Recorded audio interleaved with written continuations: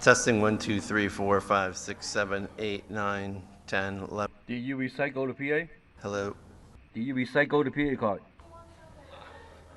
Mark. Yes, I did. You want me to do it? No, it's okay. You did.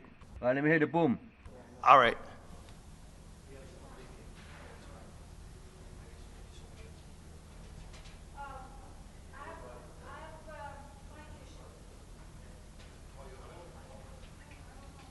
Testing boom mic number 1. Test, test 1. Okay, boom one's good.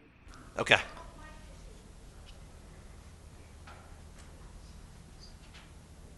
Testing boom mic number 2. I don't hear number two. I don't hear number two. Good. I do not hear number two. I'll check the battery.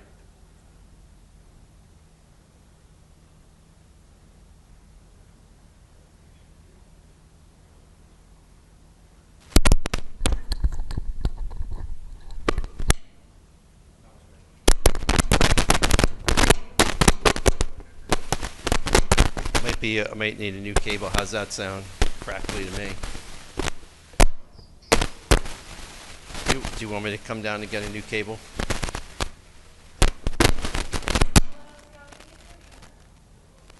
Try now. Test 1, 2, 3, 4, 5. Should I come down and get a new cable? You sure it's the cable? Put that mic. Okay, use the other cable. Put this mic on that cable. I'm on.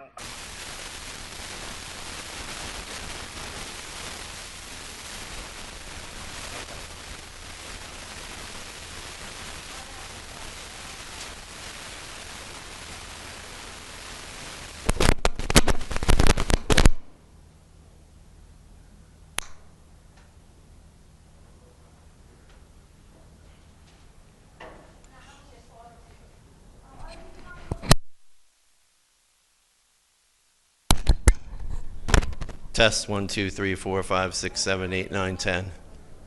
Sounds good. Okay. So it's not. So you think it's the cable? Yeah. I could try it one more time, but I think it's the cable. Try one more time. I have someone bring up the cable for you.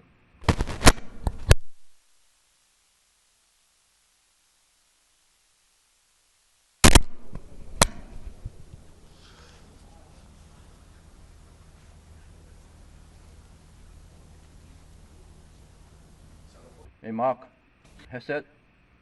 Get on a headset first. Get on a headset first. Okay, I'm here.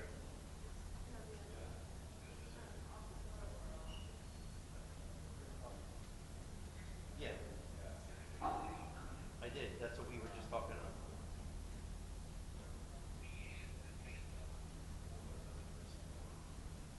Okay, I'll try it again.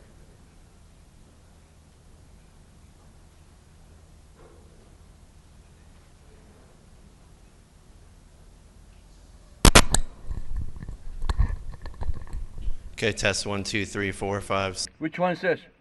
Test, test, test. This is one or two? This is 2.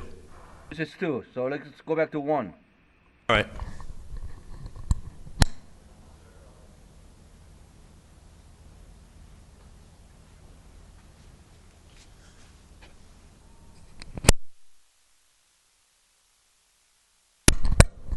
Okay, I just plugged in mic number 2 into cable number 1.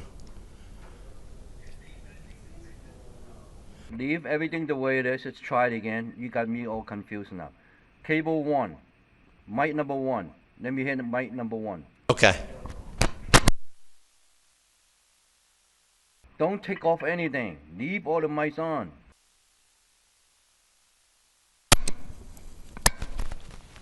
Okay, this is mic number 1 with cable number 1. Okay, now go to number two.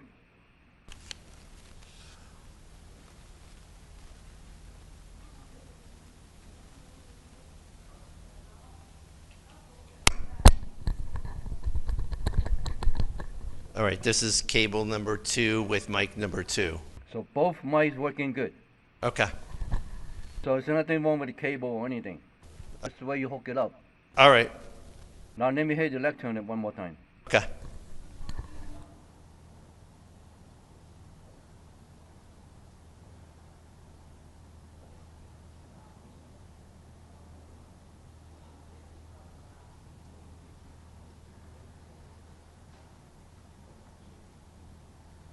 And the white is good. All right, all done.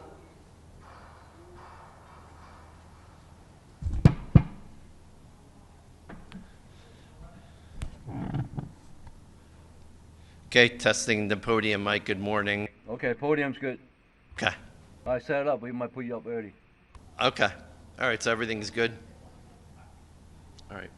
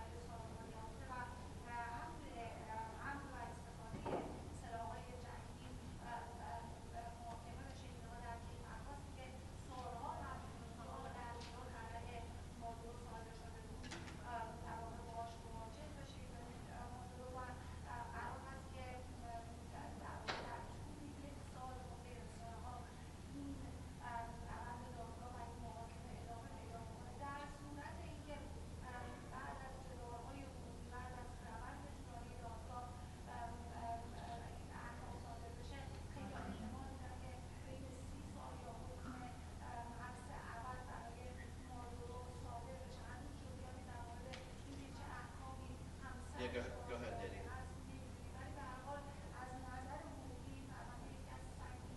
Yeah, I'm just setting up the shot.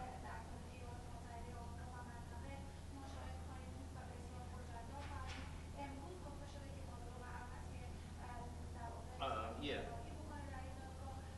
I can go to the other one. That's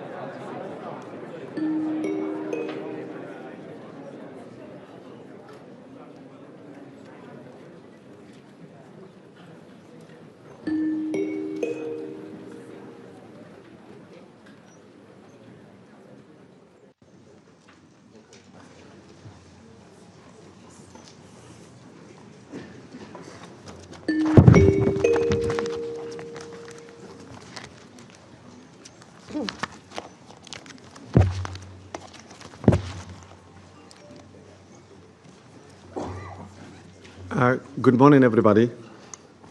The 10,085th meeting of the Security Council is called to an order.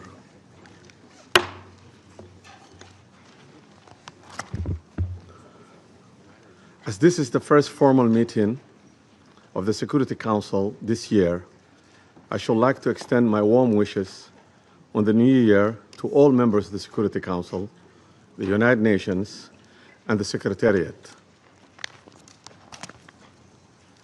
In presiding over this first formal meeting of the Council in 2026, I'm happy to welcome the new members, Bahrain, Colombia, Democratic Republic of Congo, Latvia, and Liberia.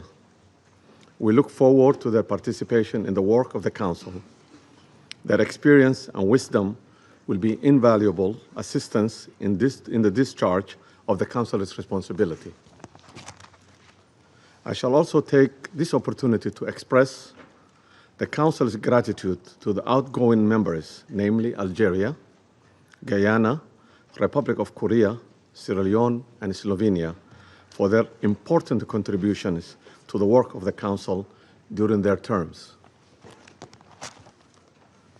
I shall also like to take this opportunity to pay tribute on behalf of the Council to His Excellency, Mr. Samuel Zobogar, a permanent representative of Slovenia, for his service as the President of the Council for the month of December. I'm sure I speak for all members of the Council in expressing deep appreciation to Ambassador Zobogar and his team for this great diplomatic skill with which they conducted the Council's business last month. The provisional agenda of this meeting is the threat to international peace and security. The agenda is adopted. In accordance with Rule 37 of the Council's Provisional Rules of Procedure, I invite the representatives of Argentina, Brazil, Chile, Cuba, Eritrea, Islamic Republic of Iran, Mexico, Nicaragua, Paraguay, South Africa, Spain, Trinidad and Tobago, Uganda, and the Bolivarian Republic of Venezuela to participate in this meeting. It's so decided. In accordance with Rule 39 of the Council's Provisional Rules of the Procedure, I invite the following briefers to participate in this meeting. Ms. Rosemary DiCarlo, the Undersecretary General for the Political and Peace-Building Affairs. Mr. Jeffrey Sachs, President of UN Sustainable Development Solutions Network and Director of Center for Sustainable Development at Columbia University, and Ms. Mercedes de Freitas, Founder and Executive Director of Transparencia Venezuela. It's so decided.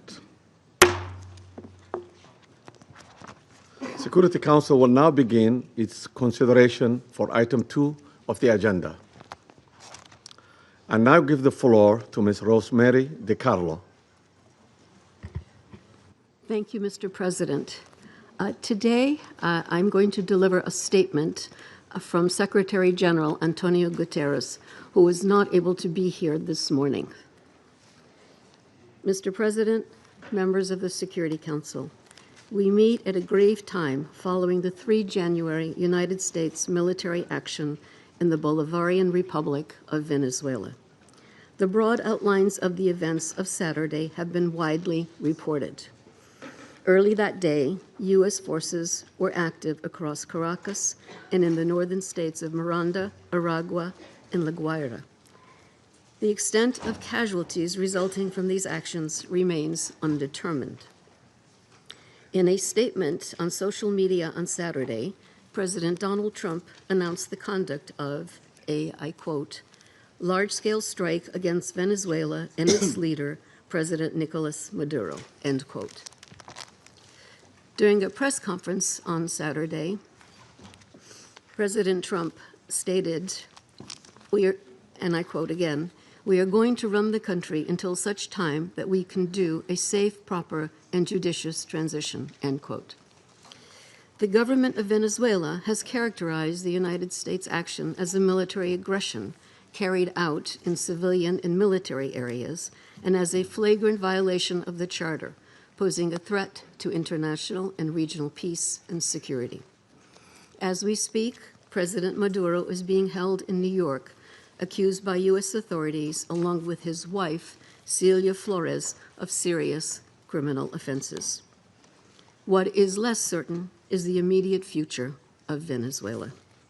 I am deeply concerned about the possible intensification of the instability in the country, the potential impact on the region, and the precedent it may set for how relations between and among states are conducted.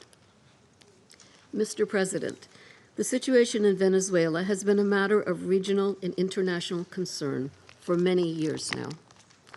Attention on the country only grew following the contested presidential elections in July 2024. The panel of electoral experts I appointed at the Venezuelan government's request to accompany the elections highlighted serious issues. We have consistently called for the full transparency and the complete publication of the results of the elections. As reported to the Council on 23 December, the Office of the High Commissioner for Human Rights has cataloged serious violations. On 3 January, Venezuelan interim President Delcy Rodriguez invoked an emergency decree throughout the national territory, extending additional security powers to the government. Mr. President, the latest developments follow a period of heightened tensions beginning in mid-August, as discussed in this Council on 2 previous occasions. I have consistently stressed the imperative of full respect by all for international law, including the Charter of the United Nations, which provides the foundation for the maintenance of international peace and security. I remain deeply concerned that rules of international law have not been respected with regard to the 3 January military action. The Charter enshrines the prohibition of the threat or use of force against the territorial integrity or political independence of any state.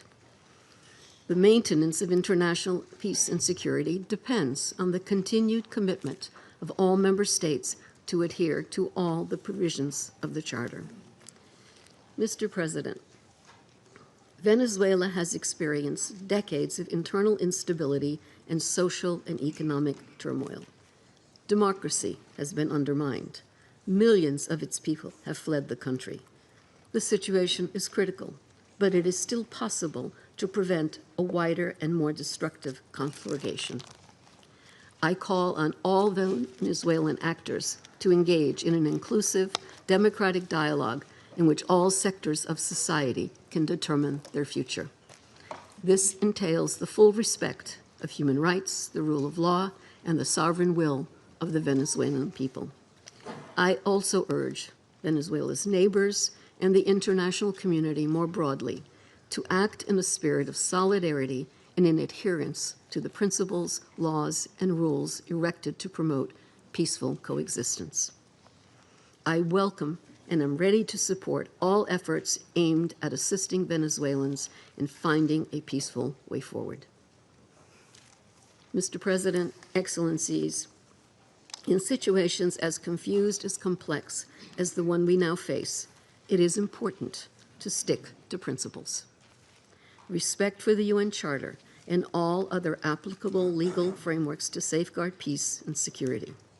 Respect for the principles of sovereignty, political independence, and territorial integrity of states. The prohibition of the threat or use of force. The power of the law must prevail. International law contains tools to address issues such as illicit traffic in narcotics, disputes about resources, and human rights concerns. This is the route we need to take. Thank you, Mr. President.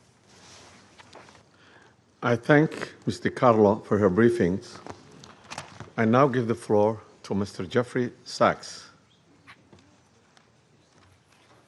Mr. President, distinguished members of the Security Council, the issue before the Council today is not the character of the government of Venezuela. The issue is whether any member state, by force, coercion, or economic strangulation, has the right to determine Venezuela's political future or to exercise control over its affairs.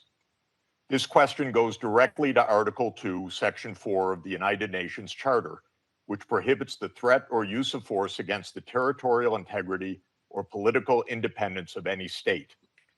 The Council must decide whether that prohibition is to be upheld or abandoned. Abandoning it would carry consequences of the gravest kind. Let me offer some background.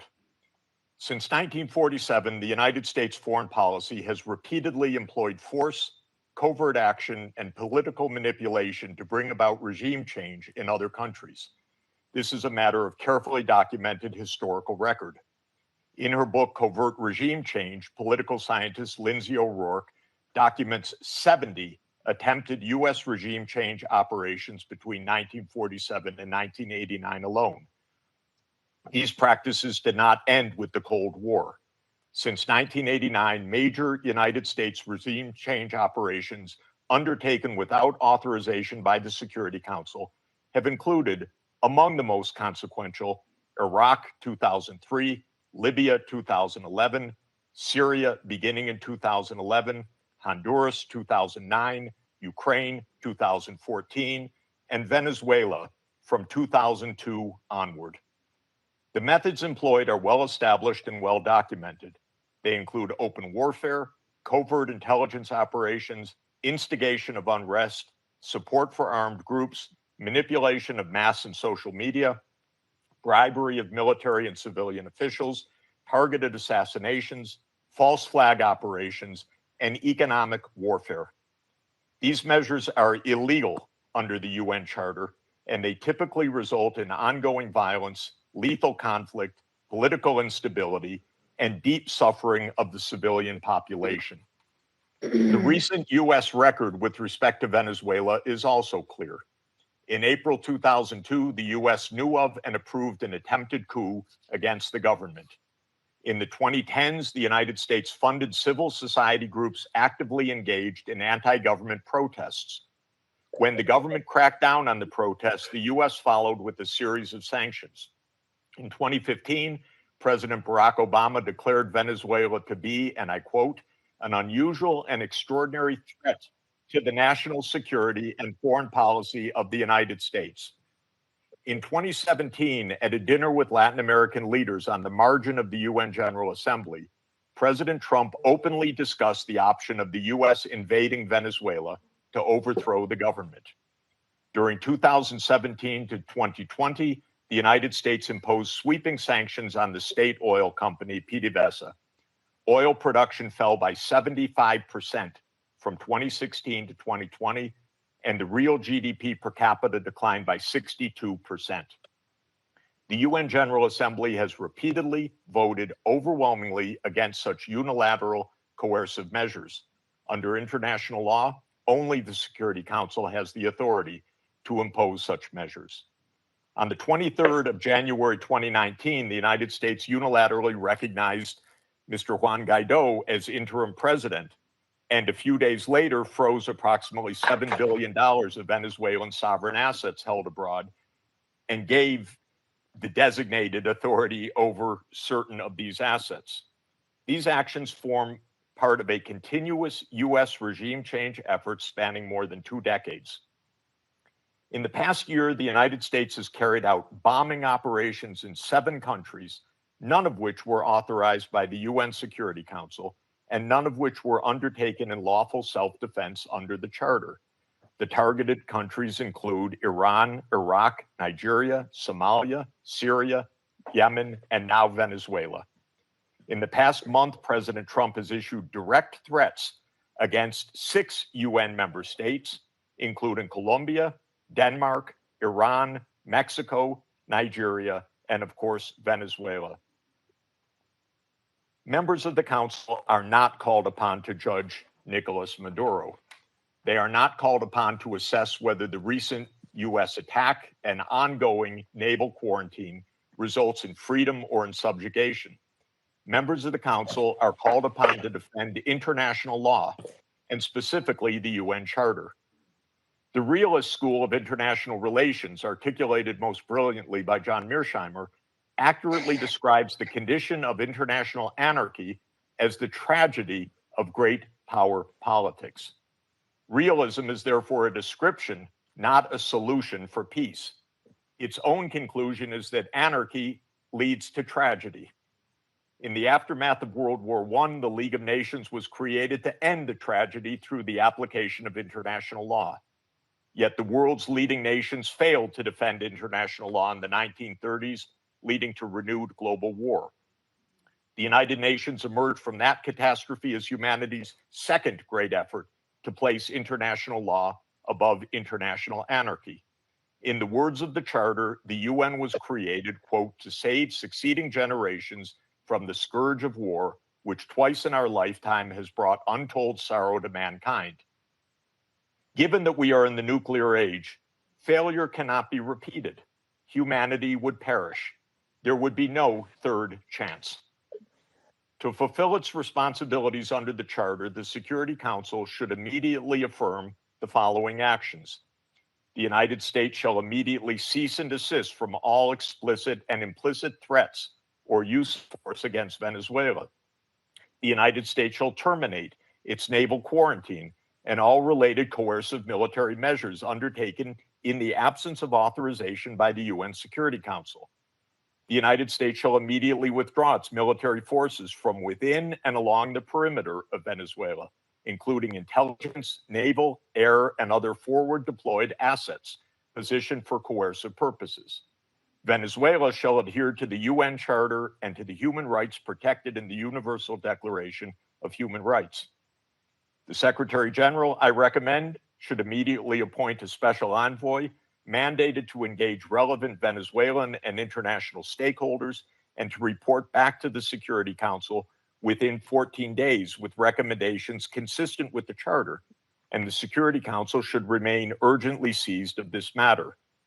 All member states should refrain from unilateral threats, coercive measures, or armed actions undertaken outside the authority of the UN Security Council. In closing, Mr. President and distinguished members of the Council, peace and the survival of humanity depend on whether the United Nations Charter remains a living instrument of international law or is allowed to wither into irrelevance. That is the choice before this Council today. Thank you very much. I thank Mr. Sachs for his briefings. I now give the floor to Ms. Mercedes de Frateas.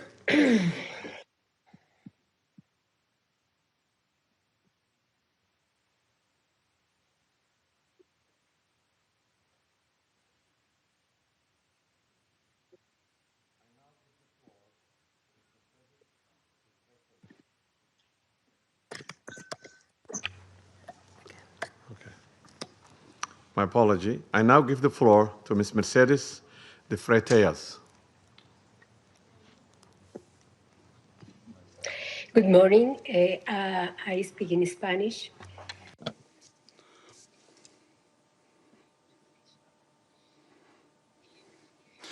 Good morning, ambassadors, representatives of states and governments. Thank you very much for giving me this opportunity to speak. Can you hear me? Can you hear me?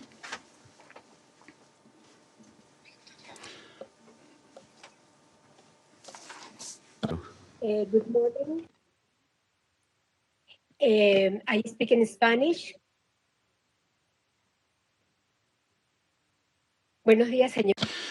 Good morning, ambassadors, representatives of heads of state and government. Thank you to enable me to tell you something about Transparency Venezuela, the work that we have been doing.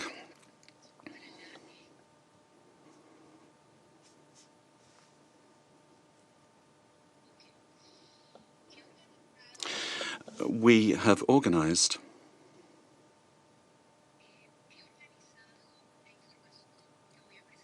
I've organized some information I'm going to put forward to you in 5 points.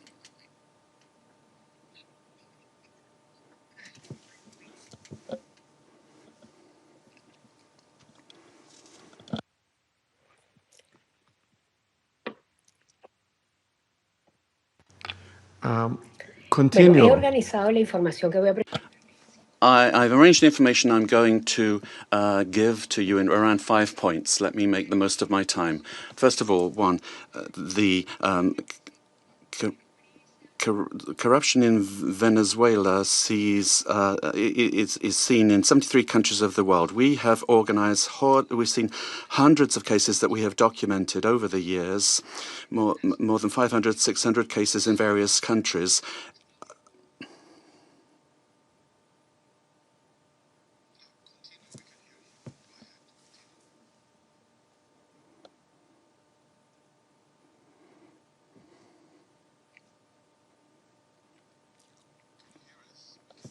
Can you hear us? Solo en los sistemas de justicia. We looked at the justice systems of 30 countries, and 172 cases were dealt with for corruption, and more than $72 trillion were involved. $1 million were involved. This was public Venezuelan money. Nicolas Maduro and his family. The interpreter cannot hear the speaker. Ha sido el instrumento central, involucrada directa e indirectamente en el. It was a system that was involved in 90% of the corruption cases. Point number 2. The national criminal organizations. The interpreter cannot hear the speech to provide sufficient interpretation. I apologize. Soportar, impulsar, proteger y dirigir las operaciones ilícitas. Las economías ilícitas de oro, droga, extorsión y trata de personas Miss Freitas, alcanzaron en Miss Freitas, 2024 Miss 8.000 Freitas, millones de dólares, can you según hear nuestra us? estimación. Miss De Freitas, la producción de oro, ¿sí? can you hear us? The interpreters cannot hear you. Can you slow down and raise your voice a little bit? Hay un delay. There is a delay, says the speaker. The problem the interpreter is having is with the quality of the sound, which is insufficient for interpretation. It's not the speed. Sí, la oigo con delay. I'm hearing you, but with a delay, says the speaker. I can hear you, though. Please proceed now.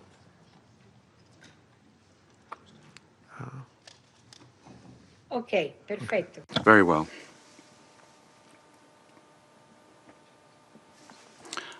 Point 2. National and international criminal organizations have a symbiotic relationship with the regime of Nicolas Maduro, sharing capacity, using the state structures to facilitate their work and to protect illicit operations in gold, for example, drugs, extortion, and human trafficking. And according to our estimates, this accounts for about $8 billion. Gold, for example, only 20% is reported to the National Treasury. The rest goes to private accounts where there are members and allies with the government. This mining industry has exploited so many people using national parks and also the Amazon area. And then to launder the money from corruption, the network has money laundering structures that are very sophisticated. And since 2021, they've been involved in this work. 3, great corruption has led to a decrease in the income of the state and therefore public expenditure, and therefore affecting the quality of basic services. The current economy is in crisis. There's no money either to service the debt.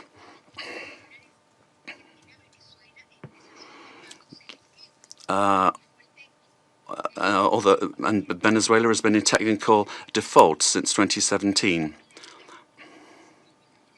We owe more than $15 million. 4, Venezuelans have had to learn to live with just a few hours of electricity per day in very many parts of the country. And we've learned to protect ourselves from daily extortion from the armed Colombian groups or the organized crime groups, but also elements of the state. So many families only have one meal per day below the calories that they need, affecting their nutrition, which is getting worse day by day. Humanitarian programs are not sufficient.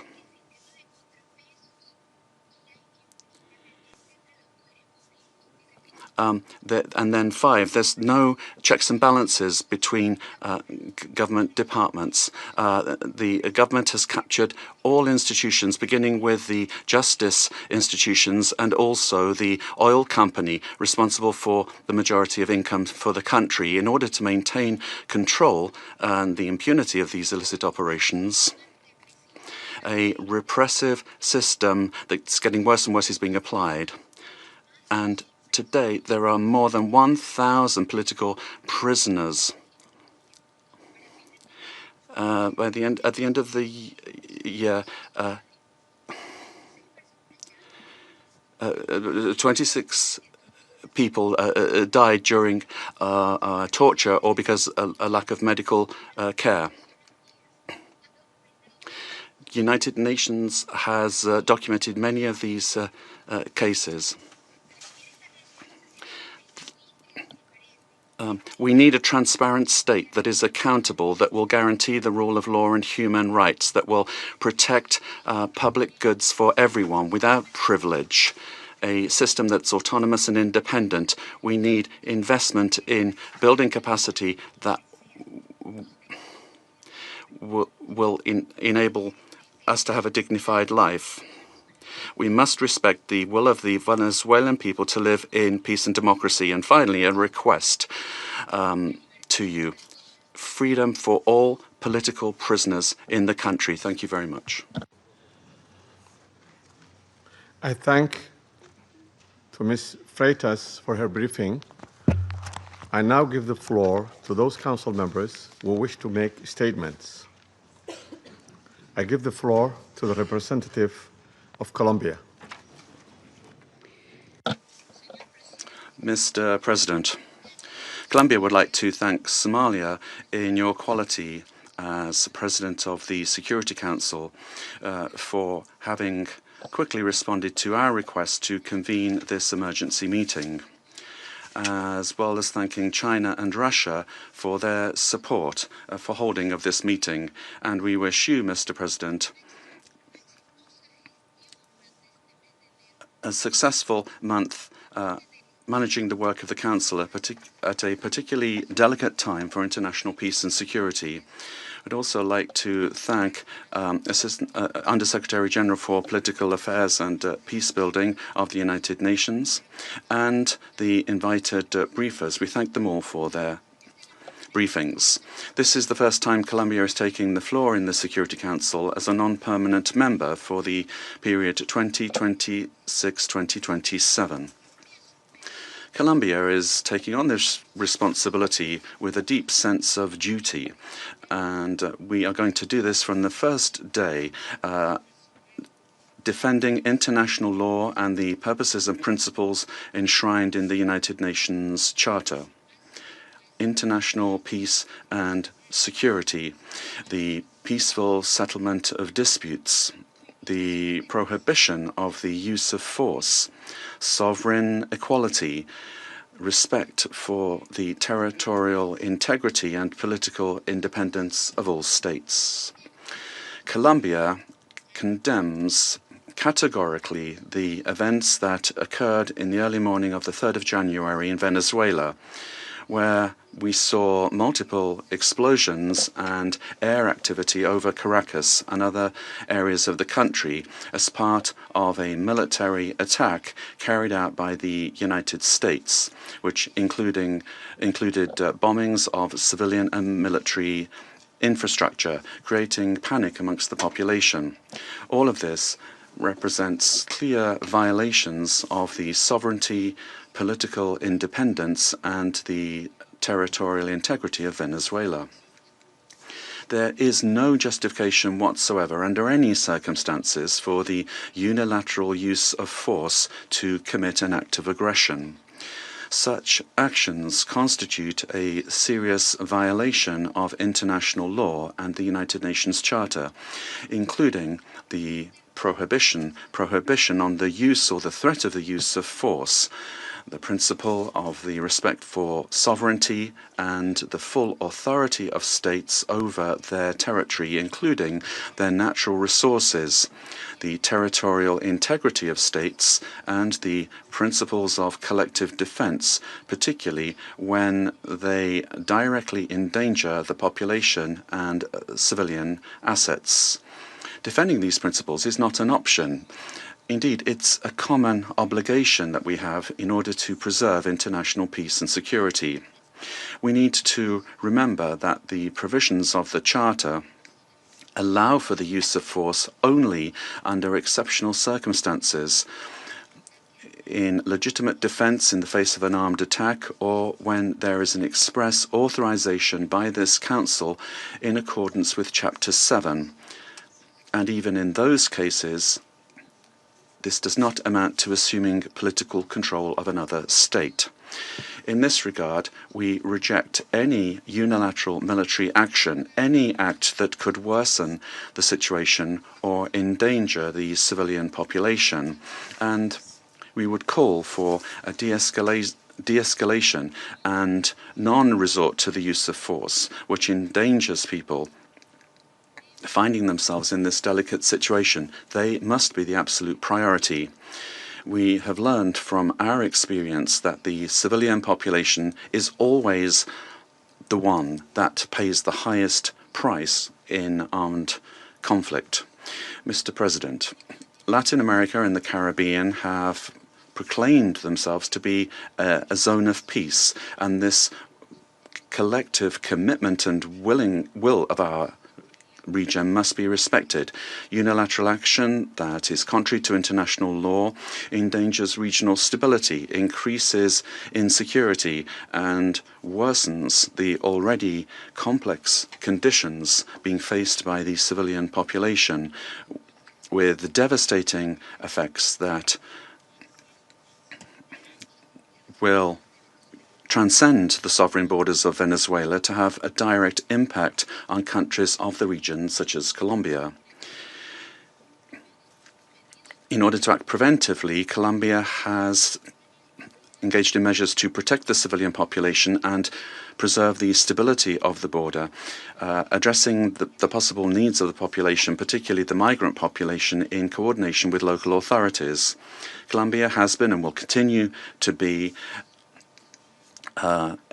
show solidarity in receiving the Venezuelan people who, given the uncertainty created by these attacks, this may lead to a massive outflow of migration, which will require significant efforts in terms of resources and capacities to provide the necessary support and assistance to those areas affected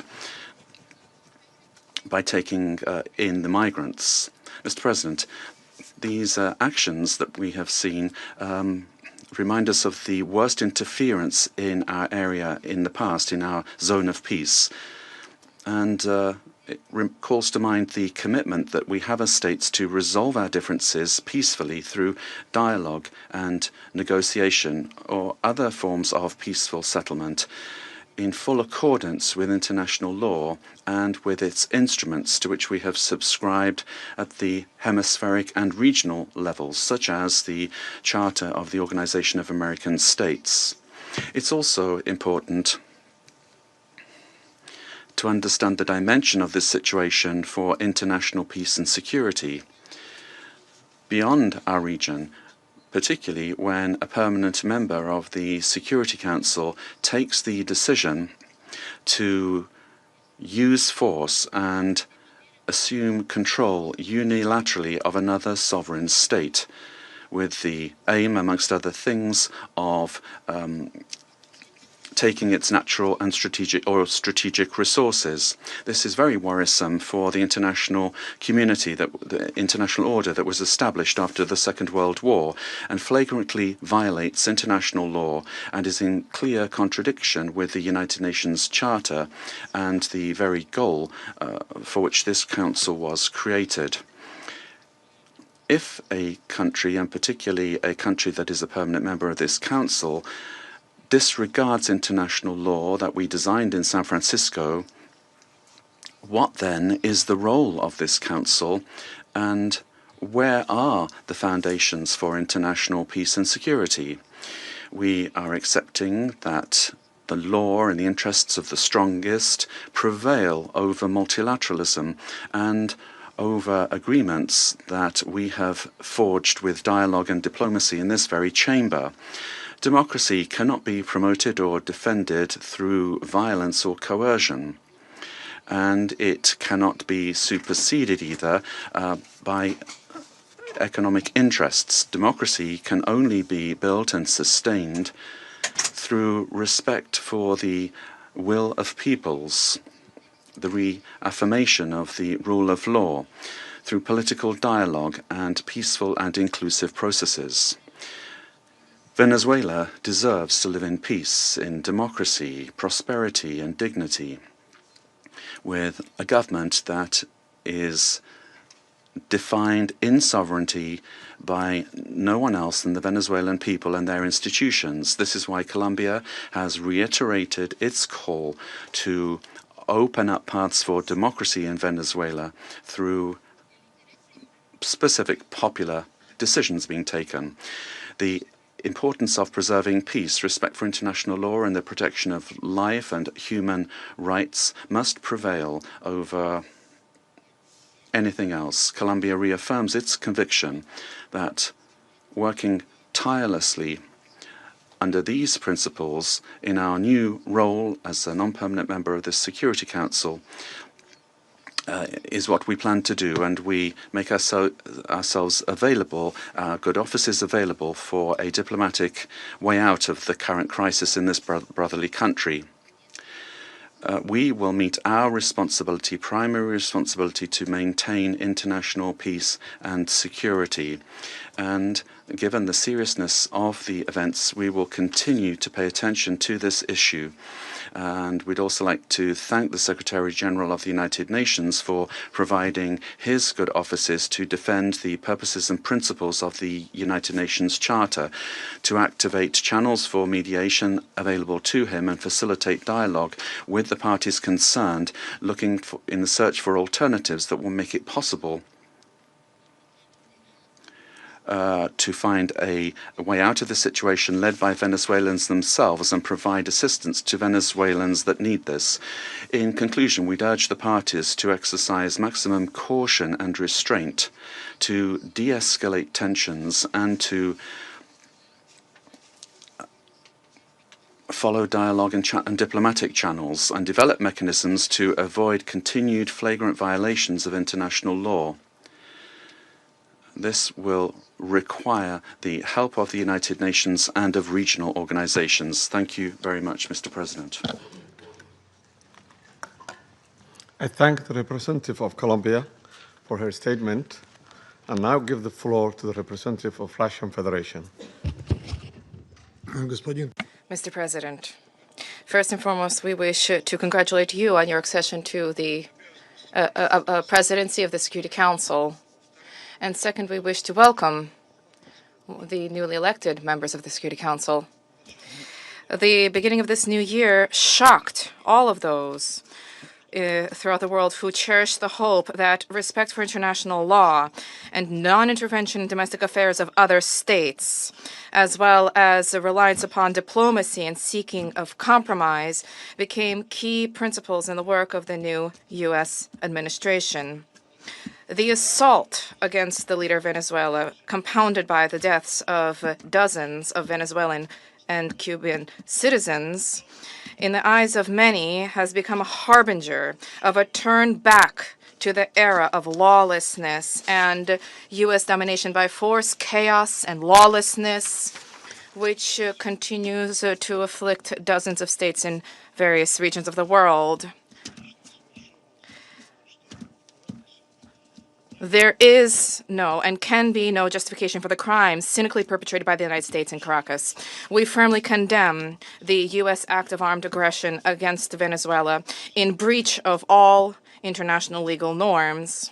In connection with the confirmed reports about the presence of the abducted president of Venezuela, Nicolas Maduro, and his spouse in the United States, today, as we are aware, they are in New York, we call upon, corrects the Speaker, the U.S. leadership to immediately release the legitimately elected president of an independent state and his spouse.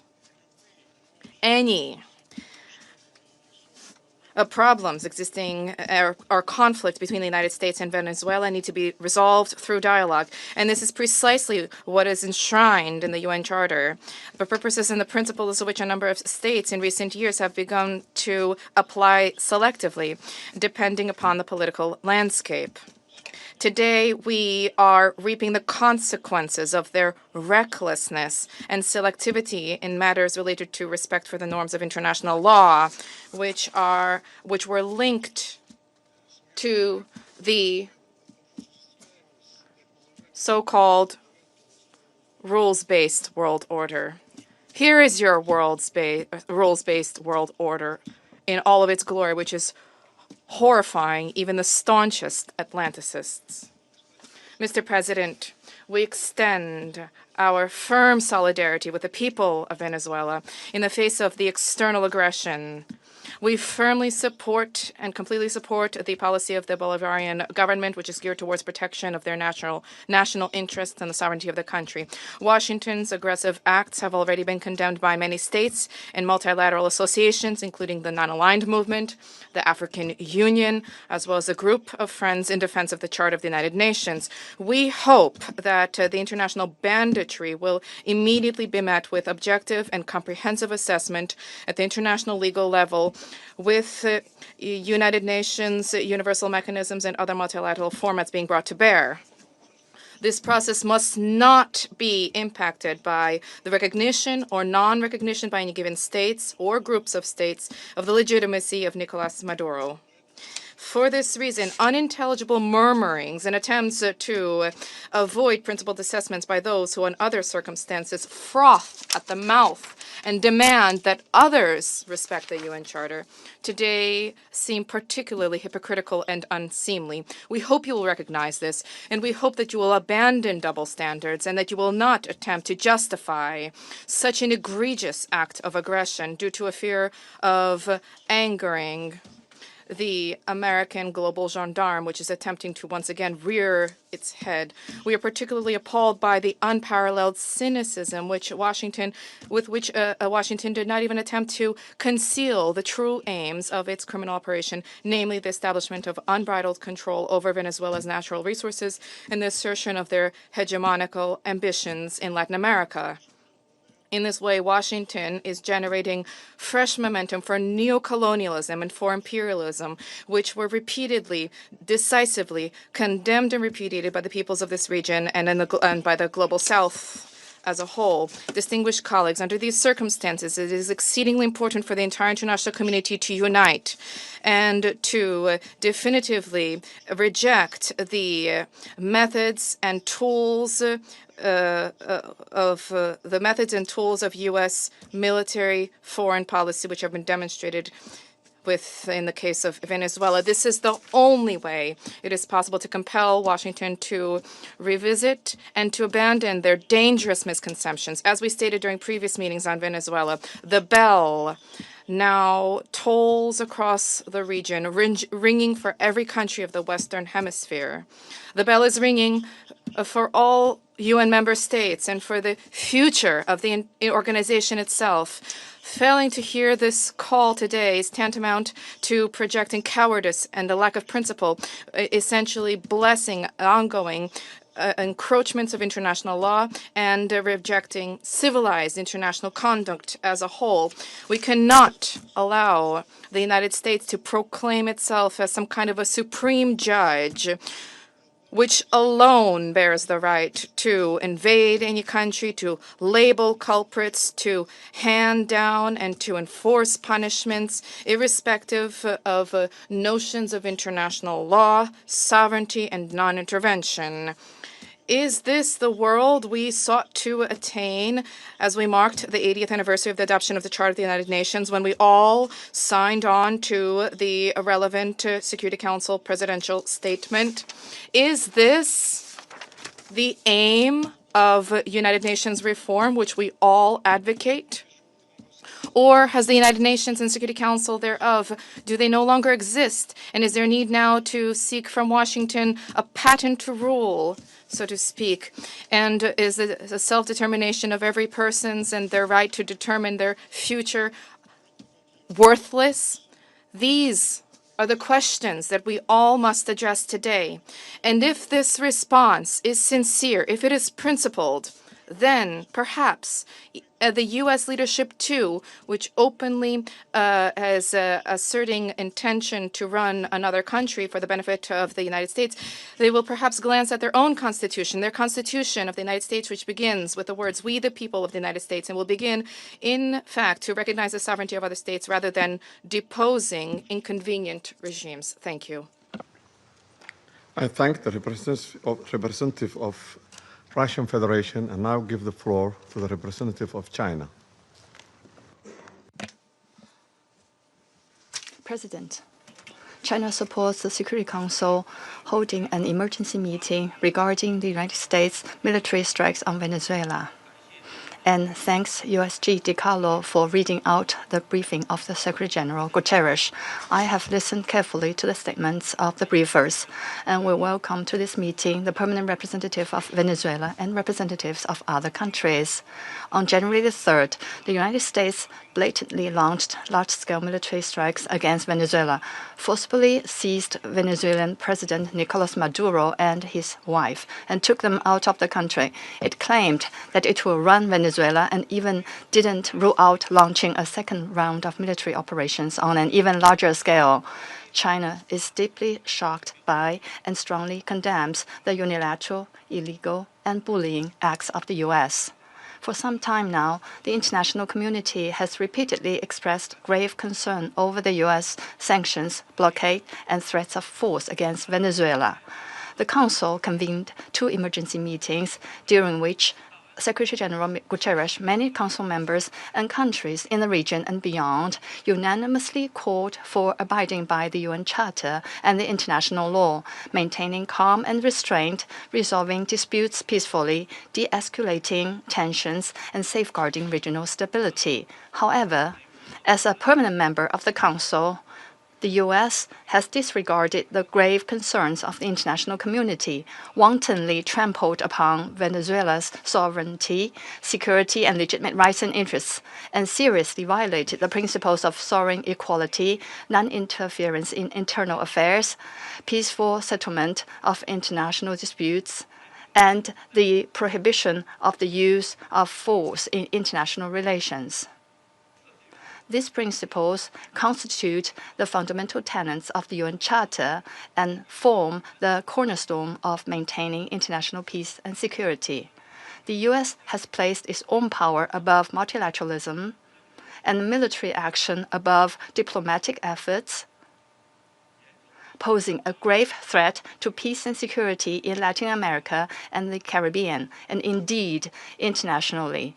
China firmly opposes this, and the international community has also expressed widespread grave concern and strong condemnation. We urge the U.S. to heed the overwhelming voice of the international community, abide by international law and the purposes and principles of the UN Charter, cease infringing upon the sovereignty and security of other countries, stop toppling the government of Venezuela, and return to the path of political solutions through dialogue and negotiations. We call on the U.S. to ensure the personal safety of President Maduro and his wife and to release them at once.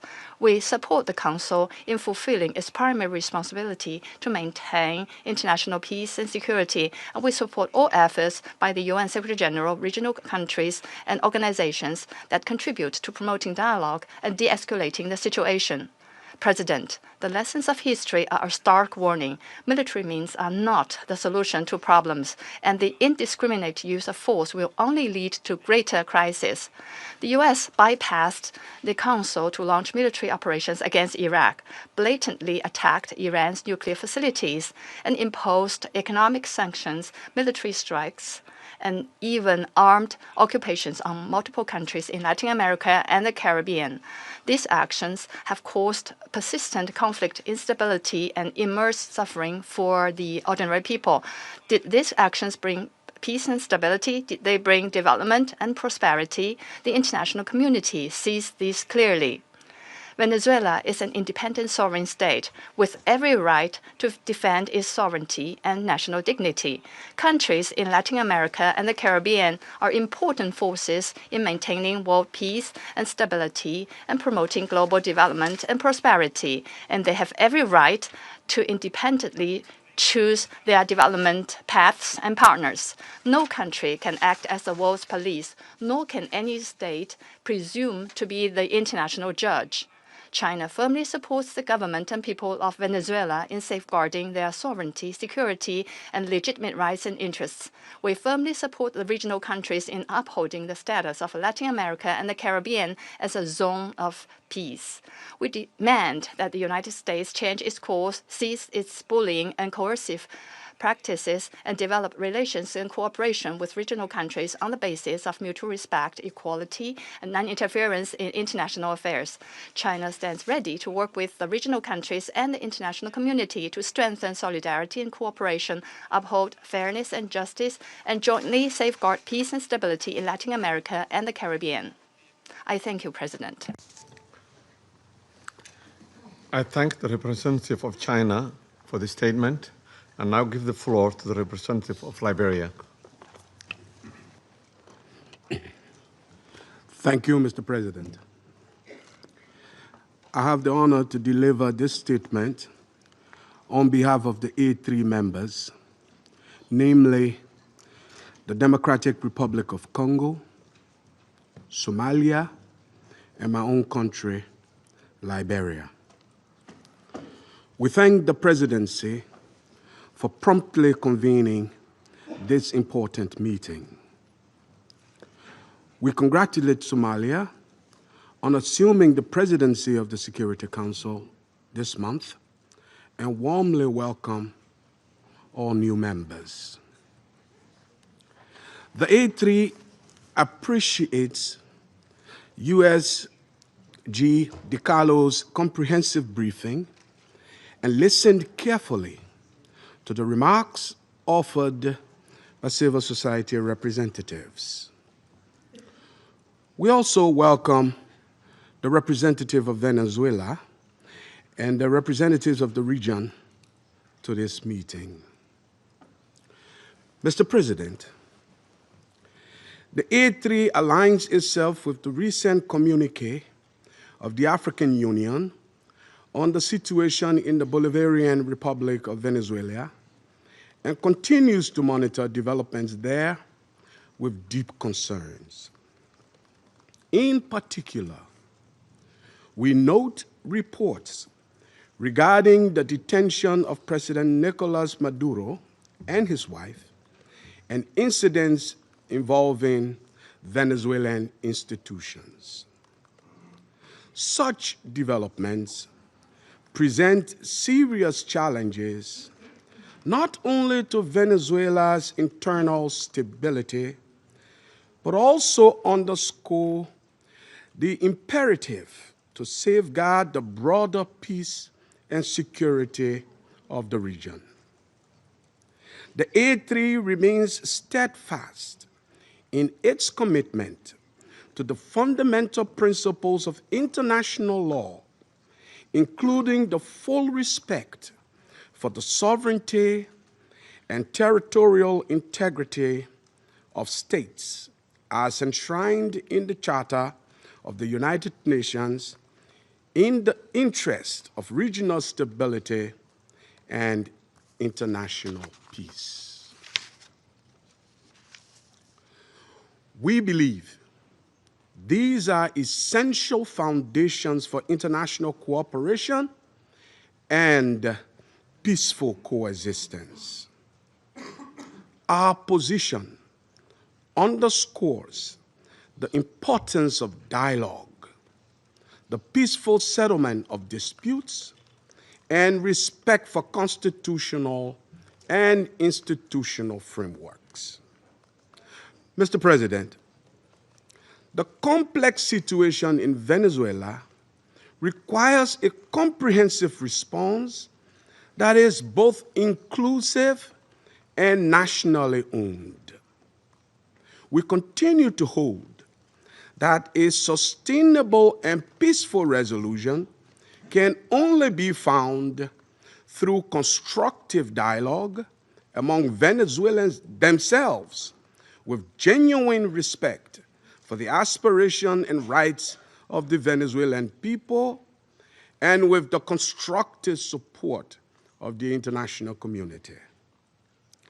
The A3 expresses its solidarity with the people of Venezuela and reiterates the African Union's commitment to peace, stability, and mutual respect among nations and regions. It's important for all parties, both within Venezuela and in the broader international community, exercise restraint and responsibility, upholding international law, and avoiding any action that could escalate tension or threaten regional stability. The A3 stands ready to support all efforts within this Council and in cooperation with regional partners to facilitate a peaceful, inclusive, and lasting resolution to the situation in Venezuela. I thank you. I thank the representative of Liberia for the statement and now give the floor to the representative of the United States.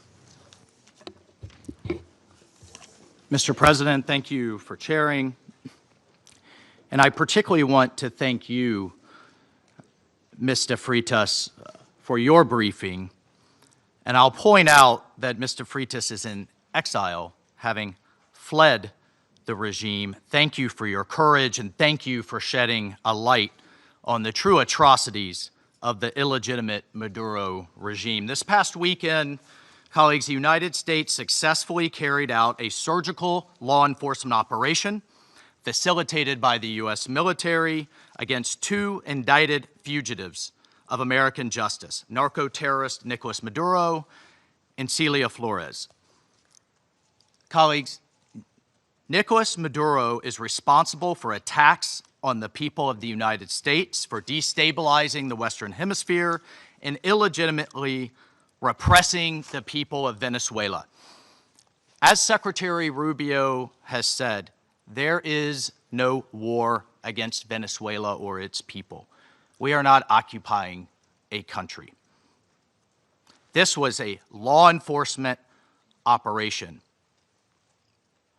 in furtherance of lawful indictments that have existed for decades. The United States arrested a narco-trafficker who is now going to stand trial in the United States in accordance with the rule of law for the crimes he's committed against our people for 15 years. A similar action was taken in 1989 against Manuel Noriega. He was arrested, indicted, convicted in a court of law, served in prison in the United States and in Panama, and the Panamanian people, the American people, are safer for it. And undeniably, the region was more stable. This law enforcement action was directed consistent with the President of the United States' responsibility as Commander-in-Chief to protect Americans at home and abroad against a fugitive who is directly responsible for narco-terrorism that has killed hundreds of thousands of Americans and created destabilizing violence throughout our hemisphere. Nicolas Maduro and his co-defendant, Celia Flores, have been transferred here to the United States to stand trial for their crimes. Maduro was indicted by a grand jury in the Southern District of New York and faces very serious criminal charges for his involvement in a wide-ranging conspiracy to conduct narco-terrorism, to traffic cocaine and other drugs, and conducting international weapons trafficking. The overwhelming evidence of his crimes will be presented openly in U.S. court proceedings. Colleagues, Maduro is not just an indicted drug trafficker. He was an illegitimate so-called president. He was not a head of state. For years, Maduro and his cronies have manipulated Venezuela's electoral system to maintain their illegitimate grip on power. In fact, just 2 years ago in 2024, a UN panel of experts report found that the election in that year was absolutely and completely a farce and fell well short of the most basic transparency and integrity measures essential to upholding credible elections. If the UN And the United Nations in this body confers legitimacy on an illegitimate narco-terrorist, and the same treatment in this charter of a democratically elected president or head of state, what kind of organization is this? We should note that over 50 countries, many nations, including the European Union, including a number of Latin American countries in the region, and of course the United States, again, over 50 countries rejected the legitimacy of Maduro's re-election following the disputed 2024 elections and do not recognize him as Venezuela's legitimately elected president. Maduro unlawfully refused to peacefully cede power after the Venezuelan people voted him out of office in the 2024 election. So therefore, Maduro was a fugitive from justice. He is the head of a vicious foreign terrorist organization, Cartel de los Soles. This regime-sponsored enterprise coordinates with and relies on other vicious criminal organizations, namely Tren de Aragua, again, among others, to carry out its objective of using illegal narcotics as a weapon against the United States. And for its part, Tren de Aragua is a designated foreign terrorist organization with thousands of members, many of whom have unlawfully infiltrated the United States and are conducting irregular warfare and undertaking hostile actions against the American people and against the United States. It's terrorizing criminals commit brutal crimes, including murders, kidnappings, extortions, and human, drug, and weapons trafficking. This administration, President Trump, will not stand for it. In fact, in March of 2025, President Trump declared that Tren de Aragua is quote, Tren de Aragua is undertaking hostile actions and conducting irregular warfare against the territory of the United States, both directly and at the direction, clandestine or otherwise, of the Maduro regime in Venezuela. Maduro and his cronies have partnered with some of the most violent and prolific drug traffickers and narco-terrorists in the world for decades, facilitating the flood of illegal drugs coming in the United States, estimated to be several hundred tons annually. He has become rich, incredibly wealthy, off the misery of untold numbers of Americans, Venezuelans, and others, aiding and abetting international terrorist organizations like Hezbollah, coordinating with corrupt Iranian officials, and other malign actors to influence not only the region, but to malignly influence the United States. In fact, in its own 2025 World Drug Report, the United Nations Office on Drugs and Crime identified Venezuela as a key trafficking route in the Western Hemisphere for illegal drugs, predominantly cocaine, entering the United States and increasingly Europe. As Secretary Rubio stated just yesterday, this is the Western Hemisphere. This is where we live. And we're not going to allow the Western Hemisphere to be used as a base of operation for our nation's adversaries and competitors and rivals of the United States.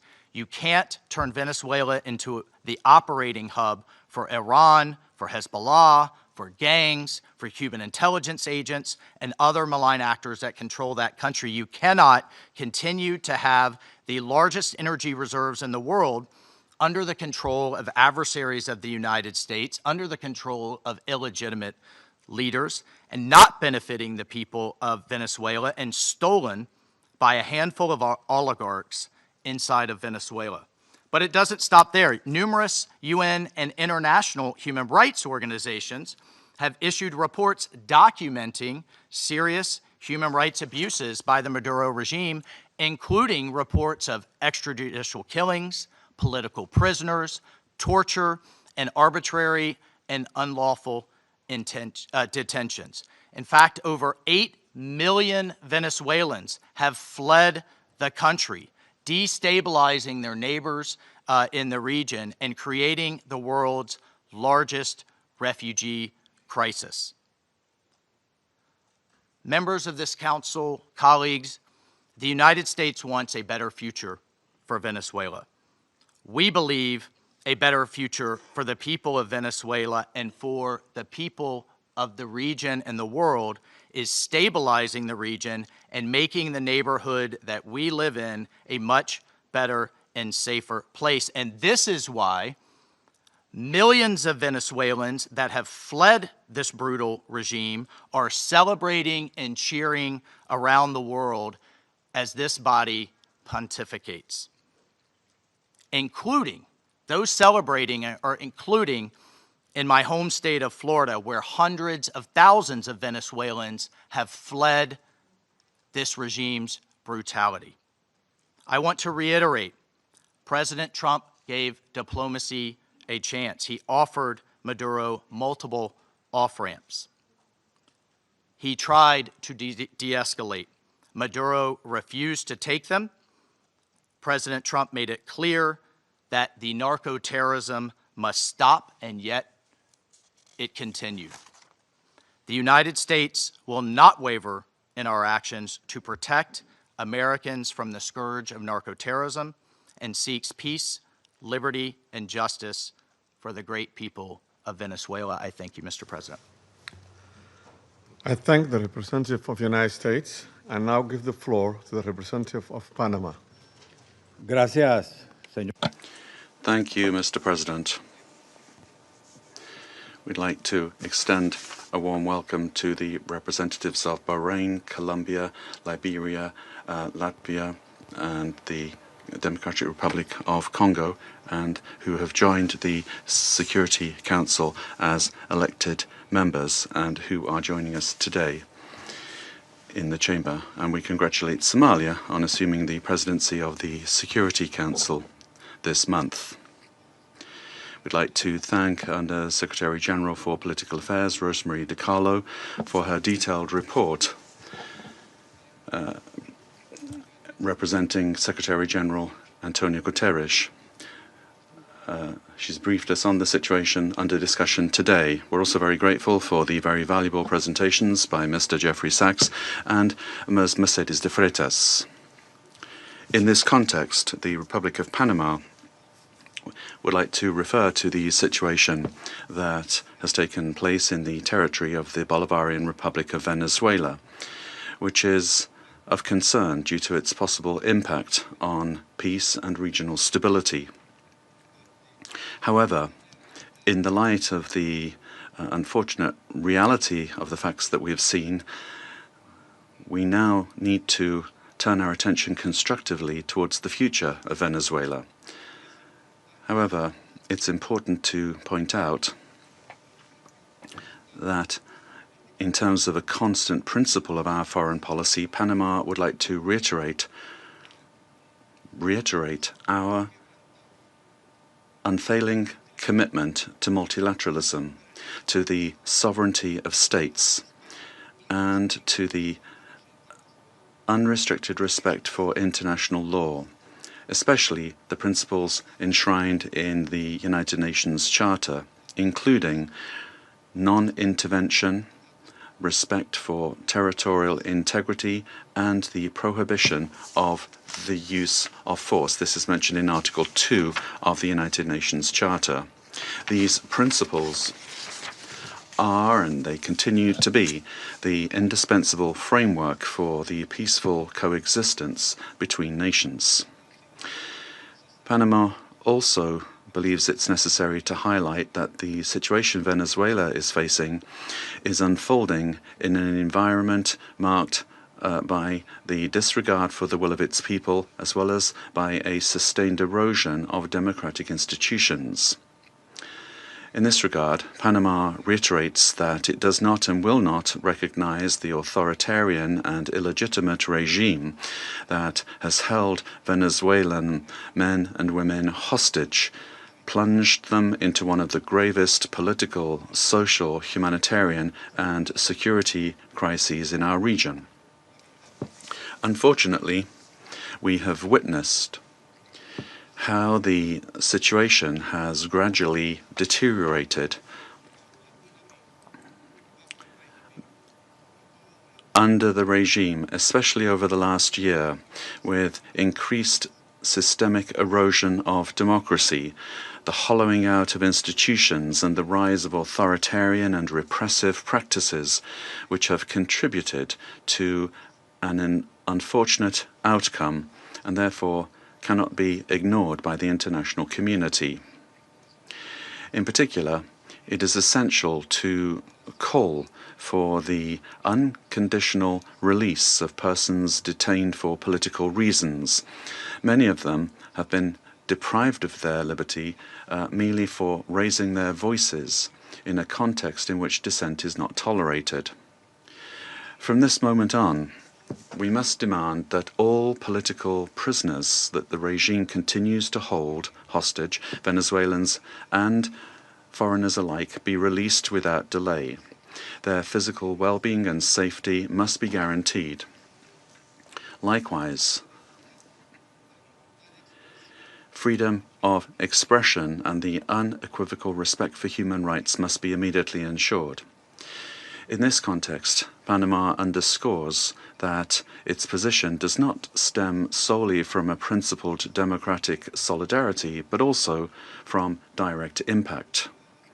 A Panamanian citizen, Mr. Olmedo Núñez, remains arbitrarily detained in Venezuela without formal charges, without due process, without full access to a defense, and without effective consular guarantees. Added to this is the human impact of a multidimensional crisis that has forced around 9 million Venezuelans, men and women, to leave their homes, compelled to live in displacement and vulnerability as a consequence of the institutional and social collapse generated by the regime. A crisis that has had significant regional repercussions, reflected both in the irregular migration flows from south to north of a significant number of Venezuelan nationals, as well as reverse migration movements, including also a lot of Venezuelans, the effects of which are felt particularly in countries of transit and destination that this affects, including Panama. And this has decisively contributed to illegal migration. In the face of this reality, Panama issues a clear and firm call for Venezuela's short-term future to be fully democratic. Power emanates from the people, and as stated by His Excellency, the President of the Republic of Panama, José Raúl Molino, the people, the true sovereign, have already spoken at the polls, granting an indisputable victory with 70% of the votes on July 28, 2024, to the opposition candidate, Mr. Edmundo González Urrutia, as well as to Maria Corina Machado, who was prevented by the regime from running despite having won the primary with 93% of the votes on October 22, 2023. Additionally, the popularity of both has increased in recent months, including among police and military sectors. The elected government has the teams and work programs ready to be implemented immediately, guaranteeing an orderly transition that provides the rule of law, respect for human rights, and confidence. In line with this commitment, Panama proudly safeguards the electoral records that reliably certify said victory as testimony to the inalienable right of the Venezuelan people to determine their own political destiny. Recognizing any authority other than that of the elected president would amount to legitimizing electoral fraud, normalizing authoritarianism and undermining the universal principle of free elections as the source of legitimacy. Likewise, any attempt to establish a permanent government headed by figures from the repressive apparatus, such as Delcy Rodriguez, would constitute continuity of the system and not a genuine transition. Any political solution must be peaceful, it must be democratic, and led by the Venezuelans, with the responsible assistance of the international community, including the United Nations and regional mechanisms such as the Organization of American States. Panama does not wish and would like to avoid a scenario in which Venezuela's reality simply evolves into a change from one crisis to another, one crisis replacing another. There can be no genuine transition with Madurismo if it remains, or if we have the same power structures preserved under new names. Any arrangement that keeps figures associated with the repressive apparatus at the center of governance would, in practice, constitute continuity of the system and not a real transition. Comparative experience shows that merely nominal transitions tend to prolong conflicts, intensify migratory flows, and perpetuate regional instability to the detriment of international peace and security. Panama will always stand in solidarity with an orderly and democratic transition process, anchored in the popular will already expressed at the polls on July 28, 2024, aimed at restoring democratic institutions through an interim period strictly limited in time, the sole purpose of which is to create the conditions necessary for the effective exercise of the Venezuelan people's right to self-determination.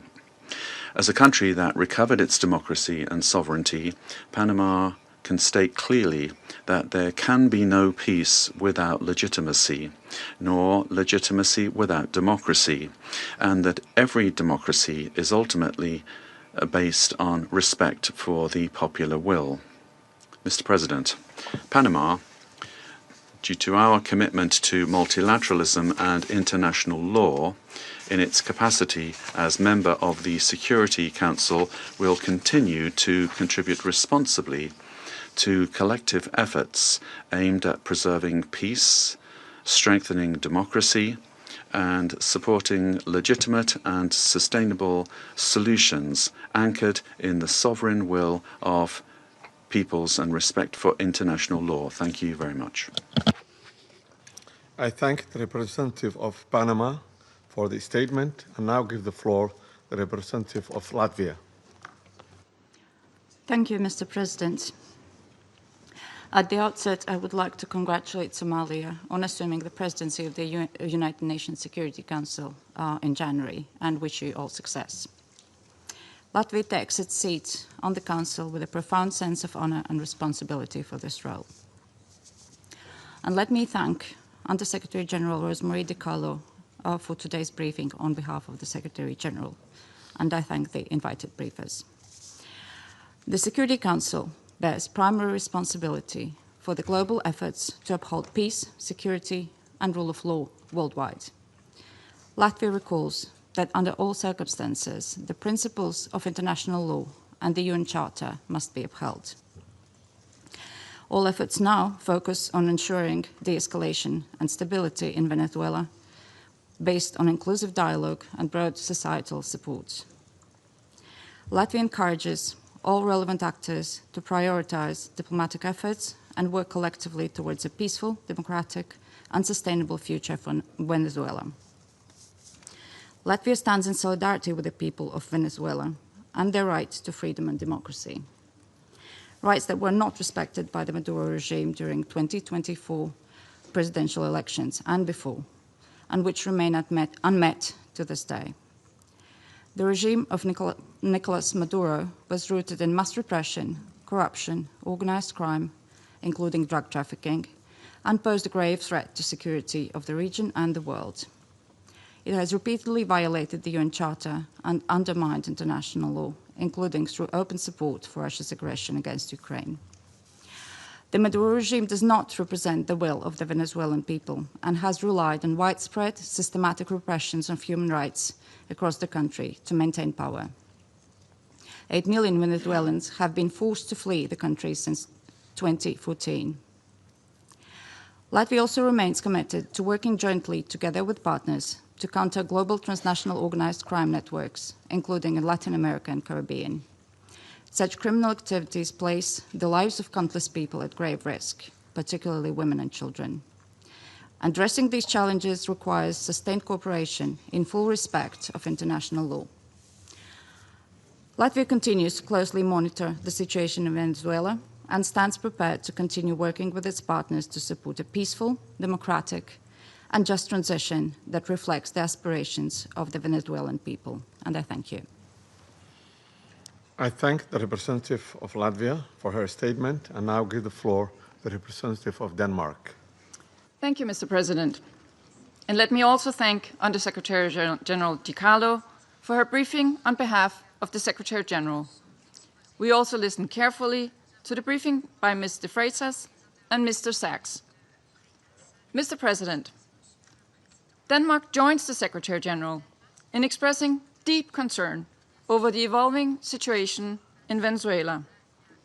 Since this Council met to discuss the situation 2 weeks ago, we have seen a drastic escalation culminating in a large-scale military operation on January 3rd. At our last meeting, Denmark urged all actors to strictly adhere to international law and to de-escalate tensions and exercise the necessary restraint. Today, we echo the Secretary General in his concern regarding the worrying implications of this military action. Independent of the situation in Venezuela, these developments constitute a dangerous precedent.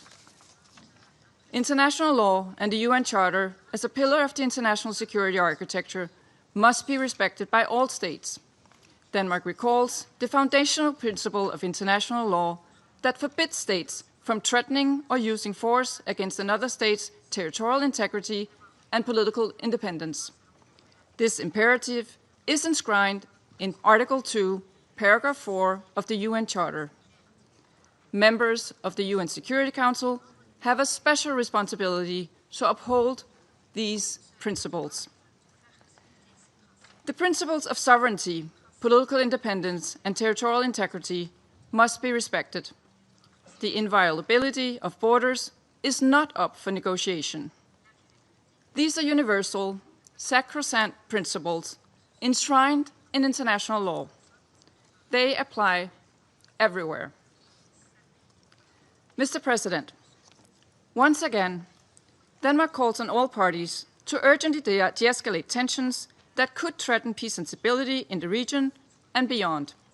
International disputes should be settled by peaceful means, as stated in the UN Charter. We further call on all parties to exercise maximum restraint and to engage in dialogue and diplomacy.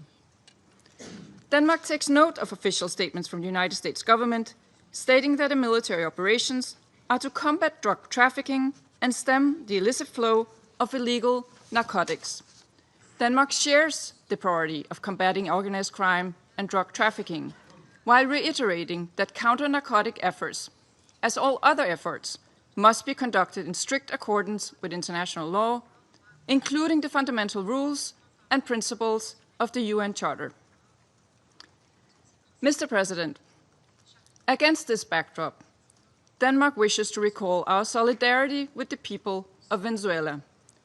Denmark does not recognize Nicolas Maduro as the legitimate president of Venezuela, following the lack of transparency and integrity in the 2024 presidential elections, which failed to meet basic democratic standards.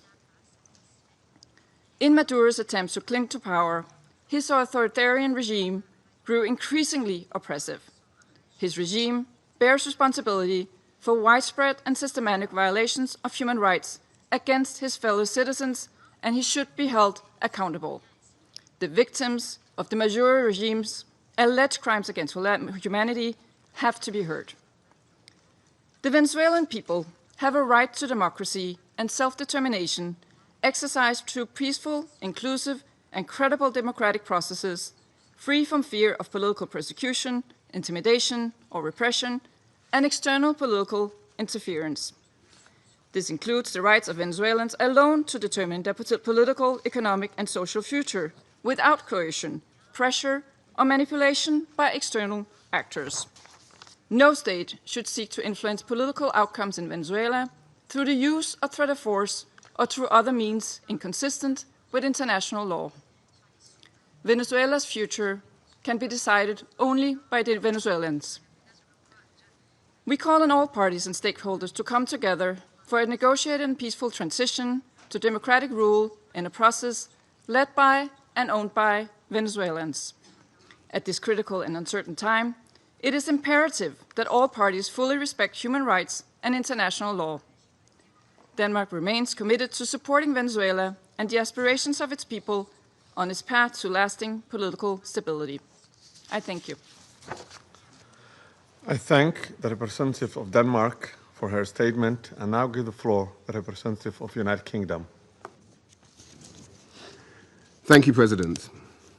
I congratulate Somalia on the assumption of the presidency of the Council for the month of January. And I thank our briefers for their remarks. Colleagues, the Venezuelan people have suffered for years. This Council now meets at a pivotal moment for Venezuela's future. Maduro's actions created extreme levels of poverty, violent repression, and failing basic services. His regime's rule precipitated a displacement crisis affecting the whole region. The United Kingdom has long been clear that Maduro's claim to power was fraudulent. To date, Venezuela's National Electoral Council has failed to publish the full results of the July 2024 presidential elections, and independent domestic and international reports also observed significant irregularities and a lack of transparency. President, the United Kingdom wants to see a safe and peaceful transition to a legitimate government that reflects the will of the Venezuelan people. They deserve a government which reflects their vote at the ballot box and delivers a more stable, prosperous future for all Venezuelans.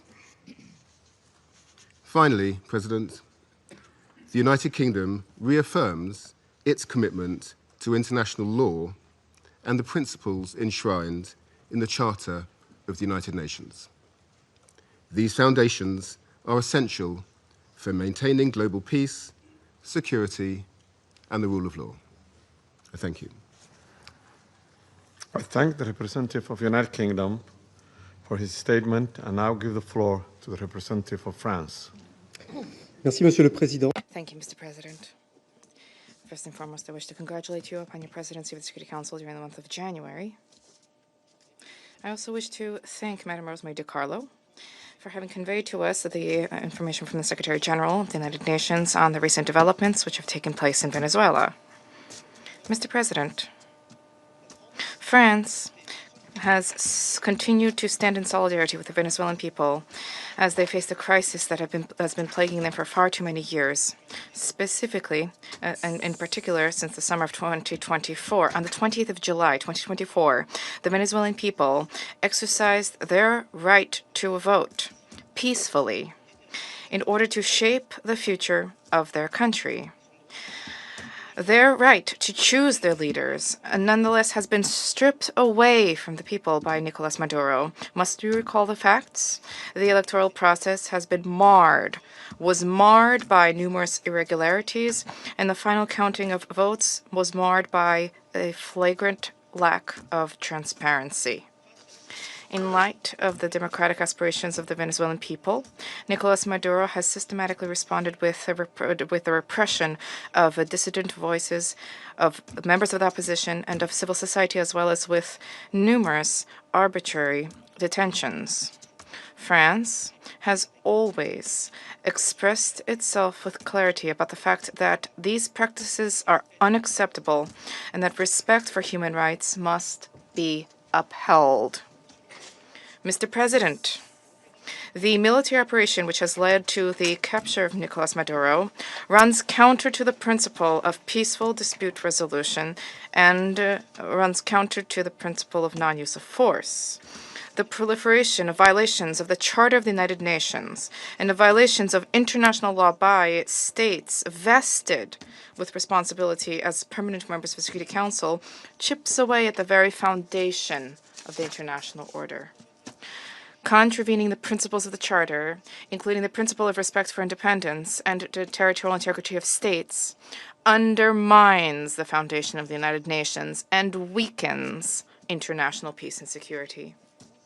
France remains faithful and committed to respect for the Charter of the United Nations and of the principle of peaceful dispute resolution. We have an obligation to uphold these principles at all times and in all places. Respect for these principles is indispensable. Mr. President, France wishes to reiterate our commitment to respect for the will of the Venezuelan people.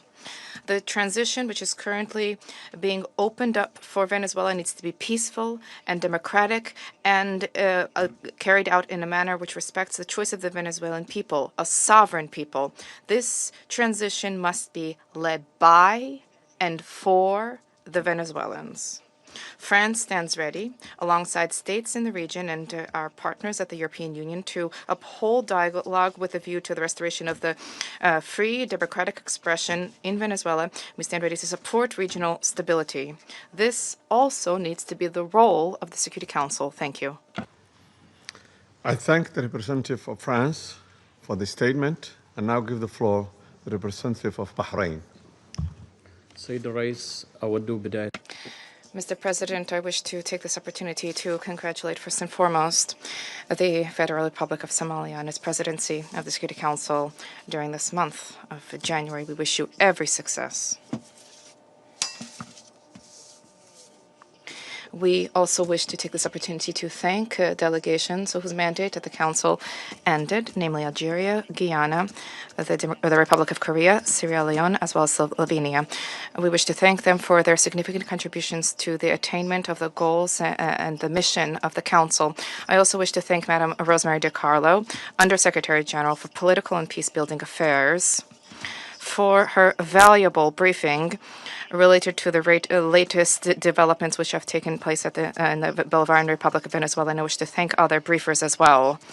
We appreciate the reaffirmation by His Excellency the Secretary General of the United Nations, reaffirmation of the commitment to the fundamental principles of the Charter of the United Nations, a commitment to the peaceful diplomatic resolution of disputes. The Kingdom of Bahrain supports the call of the Secretary General for all stakeholders in Venezuela to engage in inclusive dialogue which guarantees respect for international law, and this in order to ease tensions, to preserve regional stability, and to avoid any potential adverse repercussions for security and stability in the region. The Kingdom of Bahrain also extends its support for efforts undertaken at the regional and international levels in order to reduce tensions and to enhance diplomatic means in order to provide for international peace and security.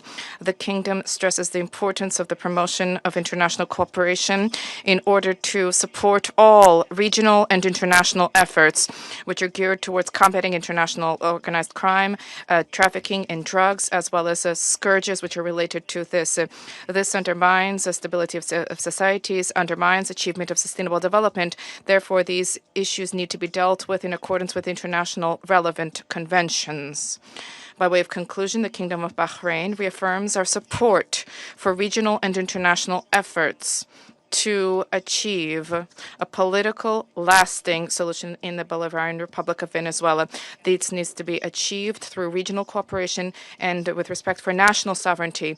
The goal is to provide for security and stability in Venezuela, to avoid risks of conflict and division, to protect civil peace, and to contribute to the preservation of regional security and stability, as well as international peace and security. Thank you, Mr. President. I thank the representative of Bahrain for the statement and now give the floor to the representative of Pakistan. Thank you, Mr. President. Allow me to begin by congratulating Somalia on its assumption of the presidency for this month and assuring you of my delegation's full support and cooperation. We welcome the new members joining the Council. I thank Undersecretary General Rosemary DiCarlo for reading out the remarks of the Secretary General and the valuable briefing. We also take note of the views shared by Mr. Jeffrey Sachs and Ms. Mercedes de Freitas. I welcome the participation of the permanent representative of Venezuela alongside the representatives of other countries from the region and beyond in the meeting. Mr. President, Pakistan views the recent developments in Venezuela with profound concern. In a world already beset by multiple crises, escalating tensions and instability in the Caribbean do not augur well for regional and international peace and security. The UN Charter enjoins us to refrain from the threat or use of force against the territorial integrity or political independence of any state. The UN Charter also binds member states to sovereign equality, non-interference in the internal affairs of others, and settlement of international disputes by peaceful means. Unilateral military action contravenes these sacrosanct principles and the doctrine of sovereign immunity. Such actions set dangerous precedents that risk eroding the foundations of the global legal framework. They also fuel instability, which, as history has shown time and again, can lead to unpredictable and uncontrollable outcomes for years to come. Mr. President, at this critical juncture, the path forward must be one of dialogue and diplomacy. Durable solutions to political differences can only be found through peaceful means, with full respect for the will of the Venezuelan people, free from any external interference. We hope that Latin American and the Caribbean region, as a zone of peace, will remain free from conflict and confrontation and continue its march towards enhanced regional cooperation and improved prosperity for the people. We urge all parties to exercise maximum restraint, de-escalate tensions, pursue peaceful coexistence, refrain from any actions that could exacerbate the volatile situation, and engage in dialogue, including by utilizing the sincere offers of mediation. The good offices of the Secretary General also always remain available for that purpose. Lastly, Mr. President, I affirm Pakistan's commitment to contributing constructively to the discharge of the Security Council's primary responsibility for addressing the threat to international peace and security by diffusing tensions, promoting pacific settlement, and upholding respect for international law and the UN Charter. Peace and stability of Venezuela and the welfare and prosperity of its people, with full ownership, must be the overriding objective of all efforts. I thank you. I thank the representative of Pakistan for the statement and now give the floor to the representative of Greece. Thank you, Mr. President. At the outset, I would like to congratulate Somalia for assuming the presidency of the Council for the month of January, and I would like to welcome the newly elected members joining the Council. I would also like to thank USG DiCarlo for her briefing on behalf of the Secretary General, as well as Mr. Sachs and Ms. de Freitas for their remarks. Mr. President, Greece is closely monitoring developments in Venezuela. We urge all actors to exercise maximum restraint and to refrain from actions that would deepen the crisis and undermine prospects for peace and stability. Greece reiterates that the Charter of the United Nations and international law, including human rights law, must always be respected. We also recall the obligation of all parties to protect civilians, especially in times of heightened tensions.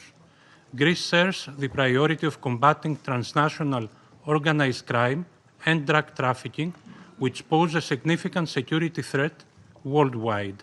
We reiterate that these challenges should be addressed through sustained cooperation in full respect of international law.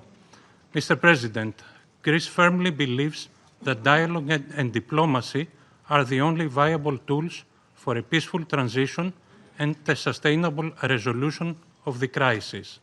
We join the Secretary General in encouraging all actors in Venezuela to engage in inclusive and meaningful dialogue in full respect of human rights, democratic principles, and the rule of law. We have long been clear that Nicolas Maduro's an illegitimate president's claim to power lacks legitimacy. Greece has not recognized the results of the rigged elections of July 28, 2024, and has always supported initiatives aimed at achieving a democratic solution for Venezuela. We stand firmly with the people of Venezuela in their pursuit of a democratic future, and we express the hope that the recent events will lead to this effect. The voices of all Venezuelans need to be heard, and they deserve governance that reflects their will through peaceful and inclusive processes. In this spirit, we will continue to support efforts aimed at achieving a peaceful, negotiated transition that ensures the will of all Venezuelans is fully respected. Greece stands ready to support all regional and international efforts aimed at the peaceful resolution of the crisis in line with the Charter of the United Nations and international law. I thank you. I thank the representative of Greece for his statement and now give the floor to the representative of Bolivarian Republic of Venezuela. Muchas gracias. Thank you very much, Mr. President. Before coming to the substance of our statement today, I think we need to make an institutional clarification. We note with concern that an attempt is being made to present to the Security Council a supposed representative of civil society, a person whose public career trajectory bears the hallmarks of sustained funding from foreign governments and transnational corporations. This has been the case for years, as well as participation in processes of political destabilization and the promotion of institutional breakdown in her own country. The instrumental use of this person to legitimize narratives of confrontation, justify the use of force, or minimize violations of international law does not contribute in any way to the purposes of this Council or to the strengthening of multilateralism. On the contrary, it erodes the credibility of the debates and distorts the Security Council's mandate entrusted with the maintenance of international peace and security. Mr. President, on January 3rd, 2026 is a date of profound historical significance, not only for Venezuela, but for the international system as a whole. On that day, the Bolivarian Republic of Venezuela was the target of an illegitimate armed attack lacking any legal justification by the government of the United States of America, which included bombing of our territory, the loss of civilian and military lives, the destruction of civilian infrastructure, essential infrastructure, and the kidnapping of the constitutional president of the Republic, Nicolas Maduro Moras, and the First Lady Cilia Flores. Venezuela comes before this Council today with a deep conviction that international peace can only be sustained if international law is respected without exception, without double standards, and without selective interpretations. The events of January 3rd constitute a flagrant violation of the UN Charter perpetrated by the US government, in particular the violation of the principle of sovereign equality of states, of the absolute prohibition of the use or threat of use of force against the territorial integrity or political independence of any state, as enshrined in Article 2, Paragraph 4, and a violation of the duty to settle disputes by peaceful means. Similarly, these acts also seriously violate the Geneva Conventions and its protocols, as indiscriminate attacks were carried out against the civilian population and assets. International human rights law has also been violated, particularly the right to life, personal integrity, and security.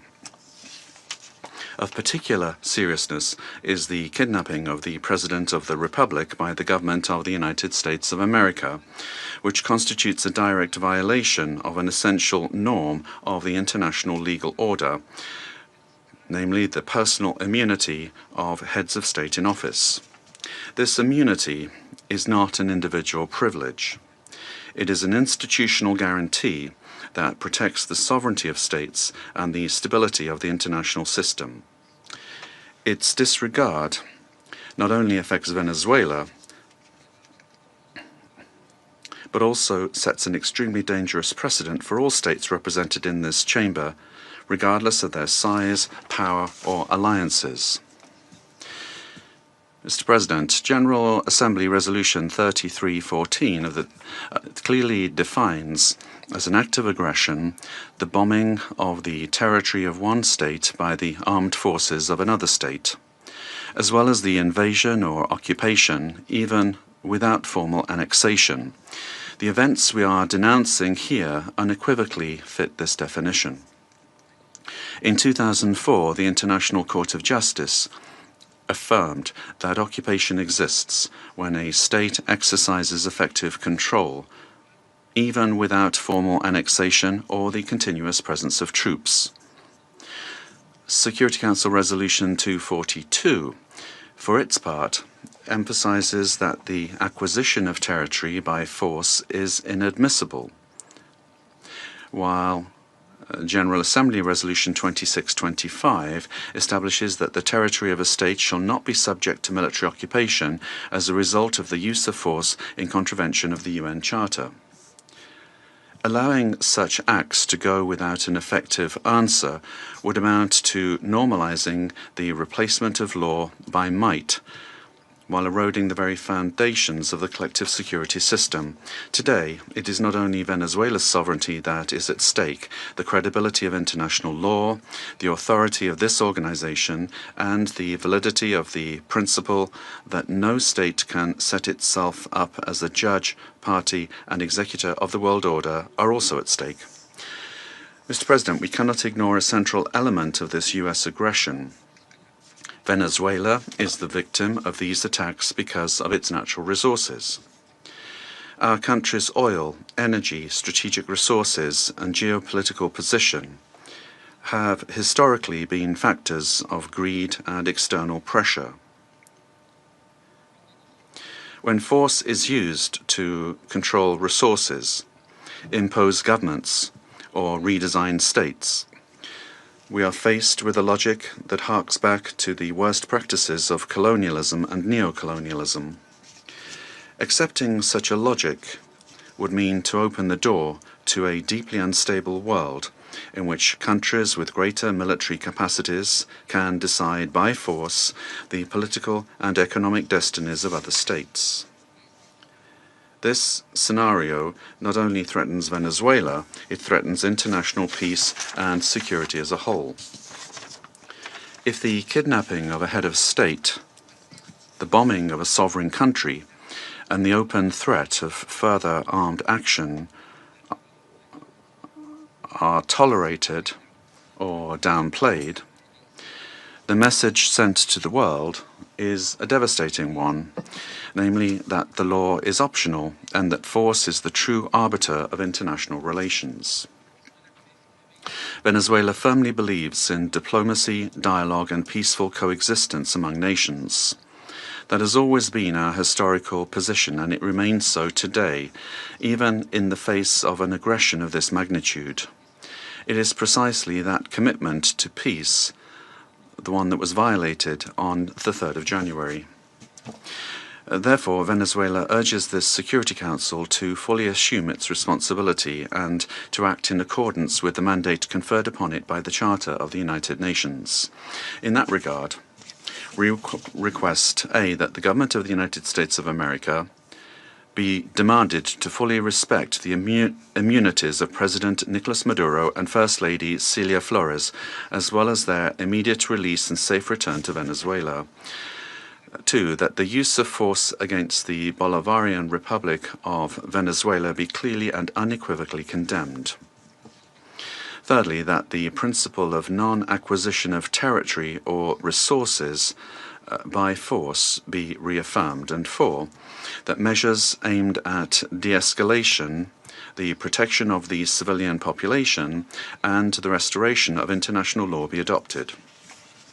Mr. President, in spite of the seriousness of the events, Venezuela would like to inform this body and the international community that its institutions are functioning normally, that constitutional order has been preserved, and that the state exercises effective control over all of its territory. In accordance with our constitution, Executive Vice President Delcy Rodriguez is being sworn in as acting President of the Republic, thereby guaranteeing institutional continuity, stability, and internal peace. We wish to convey a message of serenity, confidence, and hope to the Venezuelan people. Venezuela is a nation that believes in peace, work, and dignity. Our commitment is to diplomacy and law, and the law is firm and unwavering. We defend our sovereignty without renouncing our values. We bet on dialogue without accepting imposition. We believe in a future of coexistence, development, and mutual respect among nations. We trust that this Security Council will rise to the historic moment facing humanity and choose the path of legality, collective responsibility, and peace. Thank you very much, Mr. President. I thank the representative of the Bolivarian Republic of Venezuela and now give the floor to the representative of Argentina. Buenos días. Good morning, and thank you very much, Mr. President. Mr. President, the government of the Argentine Republic values the decision and determination demonstrated by the President of the United States of America and by his government in the recent actions taken in Venezuela that resulted in the capture of the dictator Nicolas Maduro, leader of the Cartel of the Suns, declared a terrorist organization by Argentina in 2025, the same year in which Argentina also declared the Tren de Aragua a terrorist organization. The Argentine Republic trusts that these events represent a decisive step forward against narco-terrorism that affects the region, and at the same time open a stage that will allow the Venezuelan people to fully recover democracy, the rule of law, and respect for human rights, in accordance with the principles of international law, and put an end to the oppression exercised for years by the authoritarian regime that plunged the Venezuelan people into poverty and forced 8 million Venezuelans to have to flee their country. Mr. President, the illegitimate regime of Nicolas Maduro has not only constituted a direct threat to Venezuelan citizens through the systematic violation of human rights, the appropriation of the country's resources, and the destruction of democratic institutions, but also to the entire region by leading and exporting its networks of drug trafficking and organized crime. Since the inauguration of President Javier Milei, Argentina has been clear and consistent in its position regarding this situation.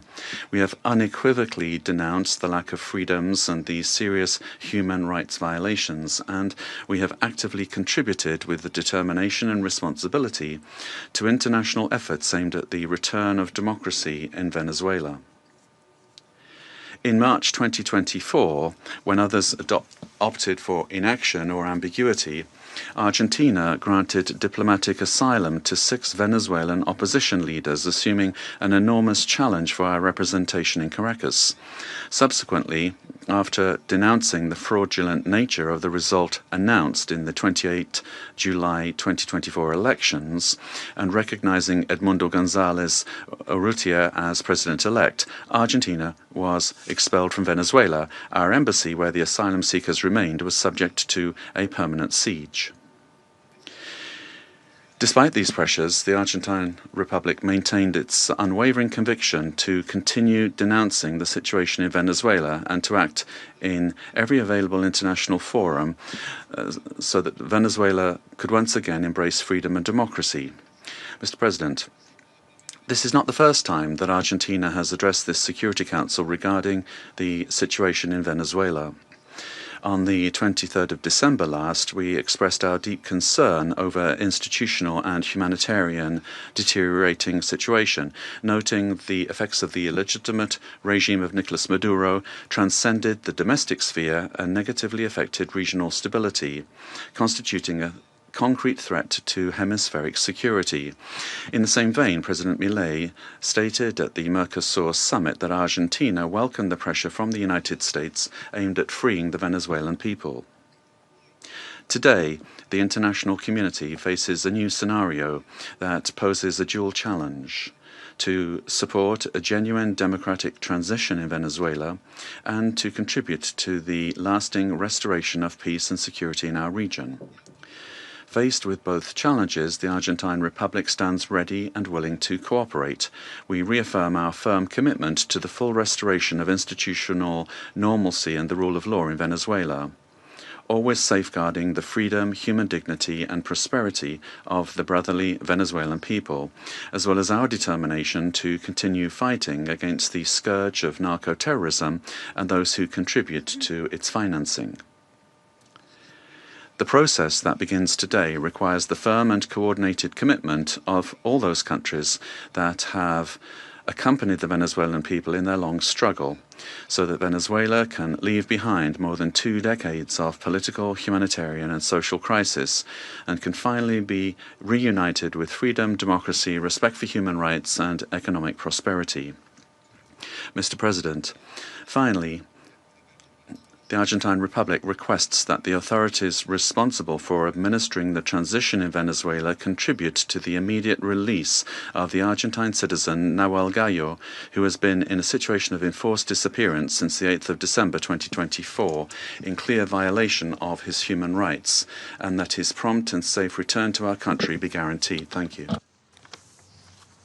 I thank the representative of Argentina and now give the floor to the representative of Chile.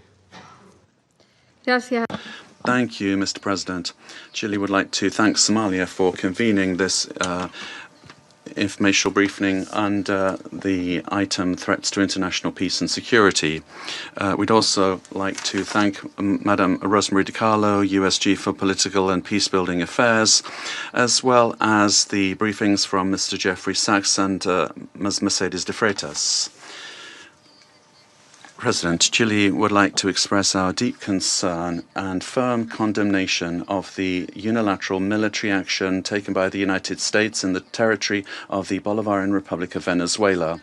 We also reiterate consistently our firm commitment to respect for international law, sovereignty and territorial integrity of states, and the peaceful settlement of disputes, the prohibition of the threat or the use of the threat of force, and full respect for human rights. These affirmations are accepted by the majority, and they must maintain their importance in order to preserve international peace and security. We said this on the 23rd of December when we took the floor, and we reiterate this today. Chile does not recognize the Maduro regime, but serious violations of human rights being faced by Venezuela do not have a military solution. They can only be addressed through peaceful, gradual, and inclusive measures that will take into account the legitimate aspirations of the Venezuelan people. Respect for international law does not allow for exceptions, including when it comes to addressing the illegitimacy of a president. Problems must always be solved within the normative framework that we have provided for ourselves as nations. The future of Venezuela must include free elections, citizen participation, and international assistance, and not with actions that could create dangerous precedents or escalate tensions in the region with serious consequences for the population. Chile, as a witness of history and based on our own experience with the loss of democracy, where there was foreign interference that caused extreme damage and pain for the Chilean people. We were able to recover our democracy through a transitional process that was carried out with the assistance of the international community, the strength of organized citizens, and through our institutions. Mr. President, Chile would like also to underscore the urgent need to continue with coordinated efforts multilaterally to address transnational organized crime. And we're also convinced that Latin America and the Caribbean must continue to be a zone of peace, because that zone of peace not only serves Latin America and the Caribbean, but the entire world. An armed conflict will have devastating humanitarian consequences in Venezuela and in the region. It will worsen the suffering of the civilian population and worsen even further the displacement, insecurity, and vulnerability aspects of the situation. We reiterate that any differences must be dealt with exclusively through peaceful means in strict respect for international law, the sovereignty of states, and the prohibition of the use or the threat of the use of force. As was recently indicated by the heads of state of Brazil, Chile, Mexico, Uruguay, and Spain, we express our concern with regard to any attempt to control government administration or foreign ownership of strategic assets. This would be against international law and would threaten the political, economic, and social stability of the region. Mr. President, given this complex scenario, Chile welcomes the role that could be played by multilateral fora. And here, particularly, we would refer to the role of the United Nations, and particularly the role that could be played by the Secretary General and by this Council, with the consent of the parties involved to contribute to de-escalating the situation and searching for an understanding that would favor a peaceful and lasting exit to the crisis. Prudent leadership and experience of our organization, as well as the regional organizations and mechanisms, could be very relevant to avoid a further worsening of the situation and to keep open the channels of communication. Chile reiterates its preparedness to support constructive initiatives that will point in this direction and work together with countries of the region and with the international community for stability and mutual understanding and respect for the principles that underpin this organization. Thank you. I thank the representative of Chile for the statement and now give the floor to the representatives of Brazil. Mr. President, we'd like to thank Somalia for convening this emergency session of the Security Council.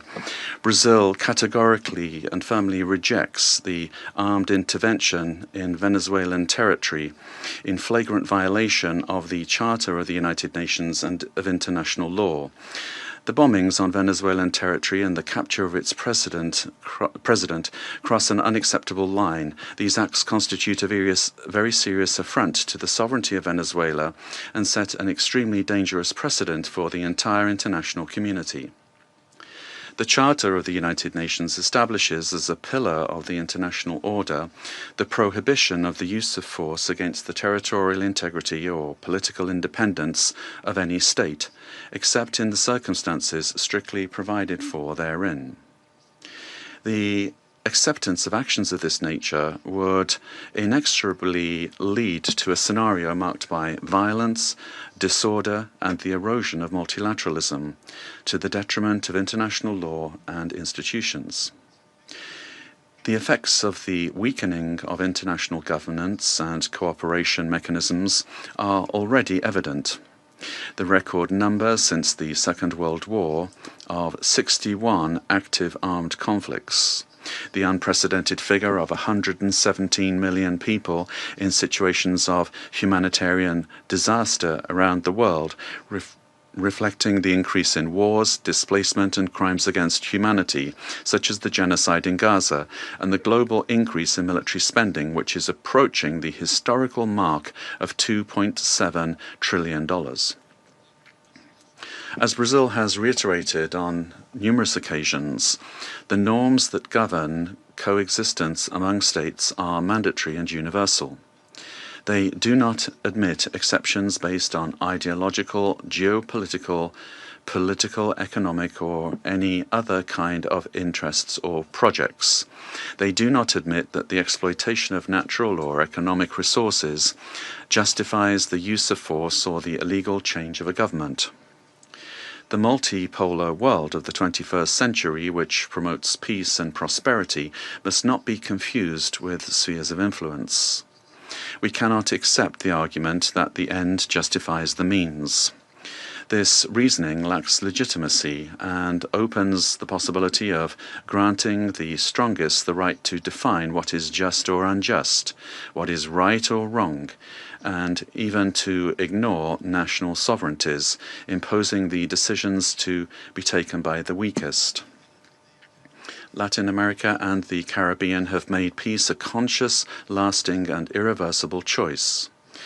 The resort to force in our region evokes chapters of history that we believed we'd left behind us and endangers the collective effort to preserve the region as a zone of peace and cooperation, free of armed conflicts, respectful of international law and the principle of non-intervention.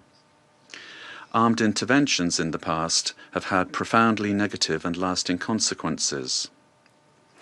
Contrary to freedom and democracy, those interventions produced authoritarian regimes and serious violations of human rights, leaving as a lamentable result thousands of dead, political prisoners, tortured persons and disappeared persons whose families still today search for their loved ones as well as justice and reparation. For the first time in South America, a profoundly alarming event has occurred. An external armed aggression with the deployment of troops and bombings in a neighboring country contiguous with Brazil, with which we share more than 2,000 kilometers of border. Mr. President, South America is a zone of peace. I insist upon that. We have upheld and will uphold with full determination peace and non-intervention in our region. Furthermore, Brazil does not believe that the solution to the situation in Venezuela lies in the creation of protectorates in the country, but rather in solutions that respect the self-determination of the Venezuelan people within the framework of its constitution. The events of January 3rd transcend the regional sphere. The attack on the sovereignty of any country, regardless of the direction of its government, affects the entire international community. This and other cases of armed intervention against the sovereignty of a country, its territorial integrity, or its institutions must be vehemently condemned. It is up to this Council to assume its responsibility and react with determination, clarity, and obedience to international law in order to prevent the law of force from prevailing over the force of law.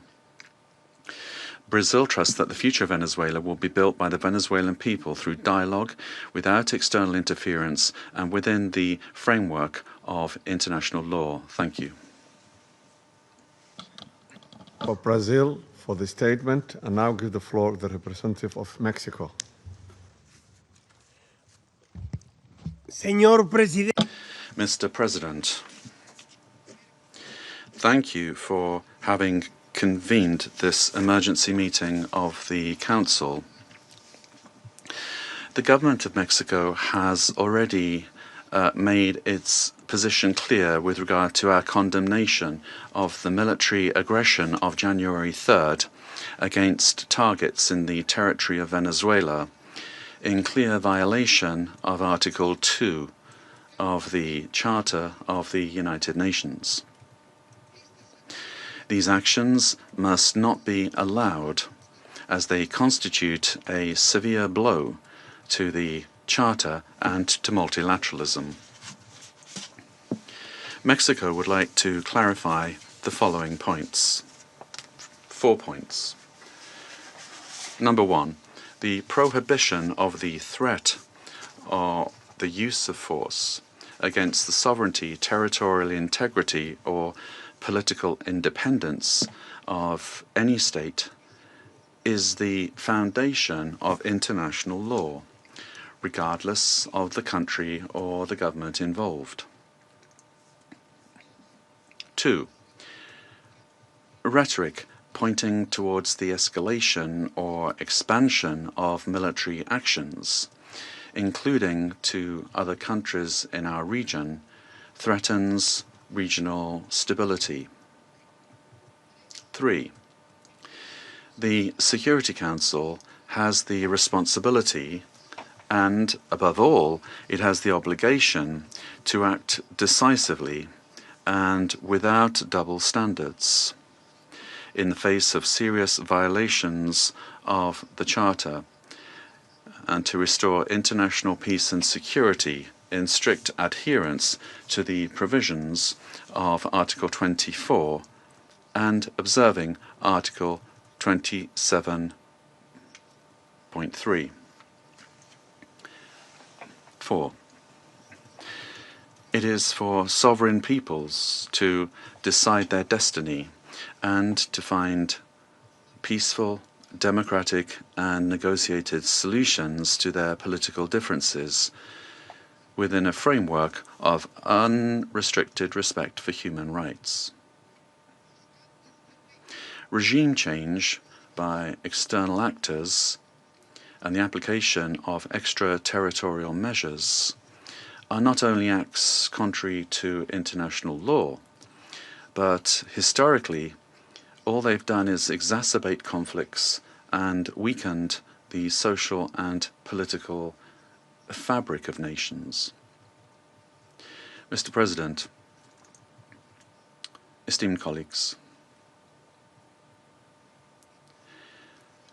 despite the political differences among our governments, Latin America and the Caribbean has been forged as a zone of peace.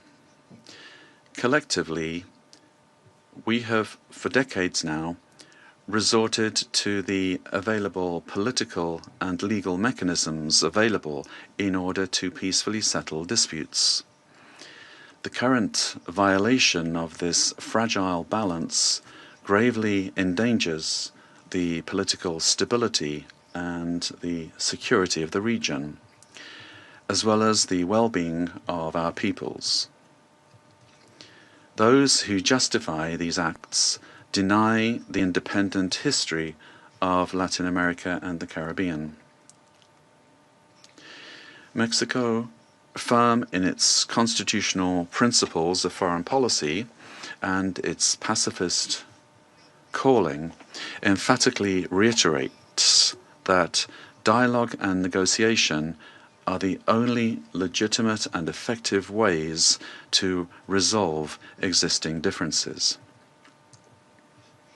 I reiterate the call of the President of Mexico for the UN to do more to resolve this and other conflicts, including through the good offices of its Secretary General. In view of the events of January 3rd, Mexico reaffirms its willingness to support any effort at facilitating dialogue, mediation, or providing assistance that promotes peace in the region. Finally, we cannot overlook the fact that this session of the Council has been held only now, when what we face is a serious situation that puts international peace and security at risk. Thank you. I thank the representative of Mexico for his statement and now give the floor to the representative of Paraguay. Gracias, señor presidente. Thank you, Mr. President. The delegation of Paraguay would like to thank the Presidency and the members of the Council for the opportunity to take the floor at this very important session. Paraguay has already pointed out the situation with regard to Venezuela under President Maduro and the Cartel de los Soles and the criminal organization that was formally declared as such by our national authorities, and his continued presence was a threat to the region.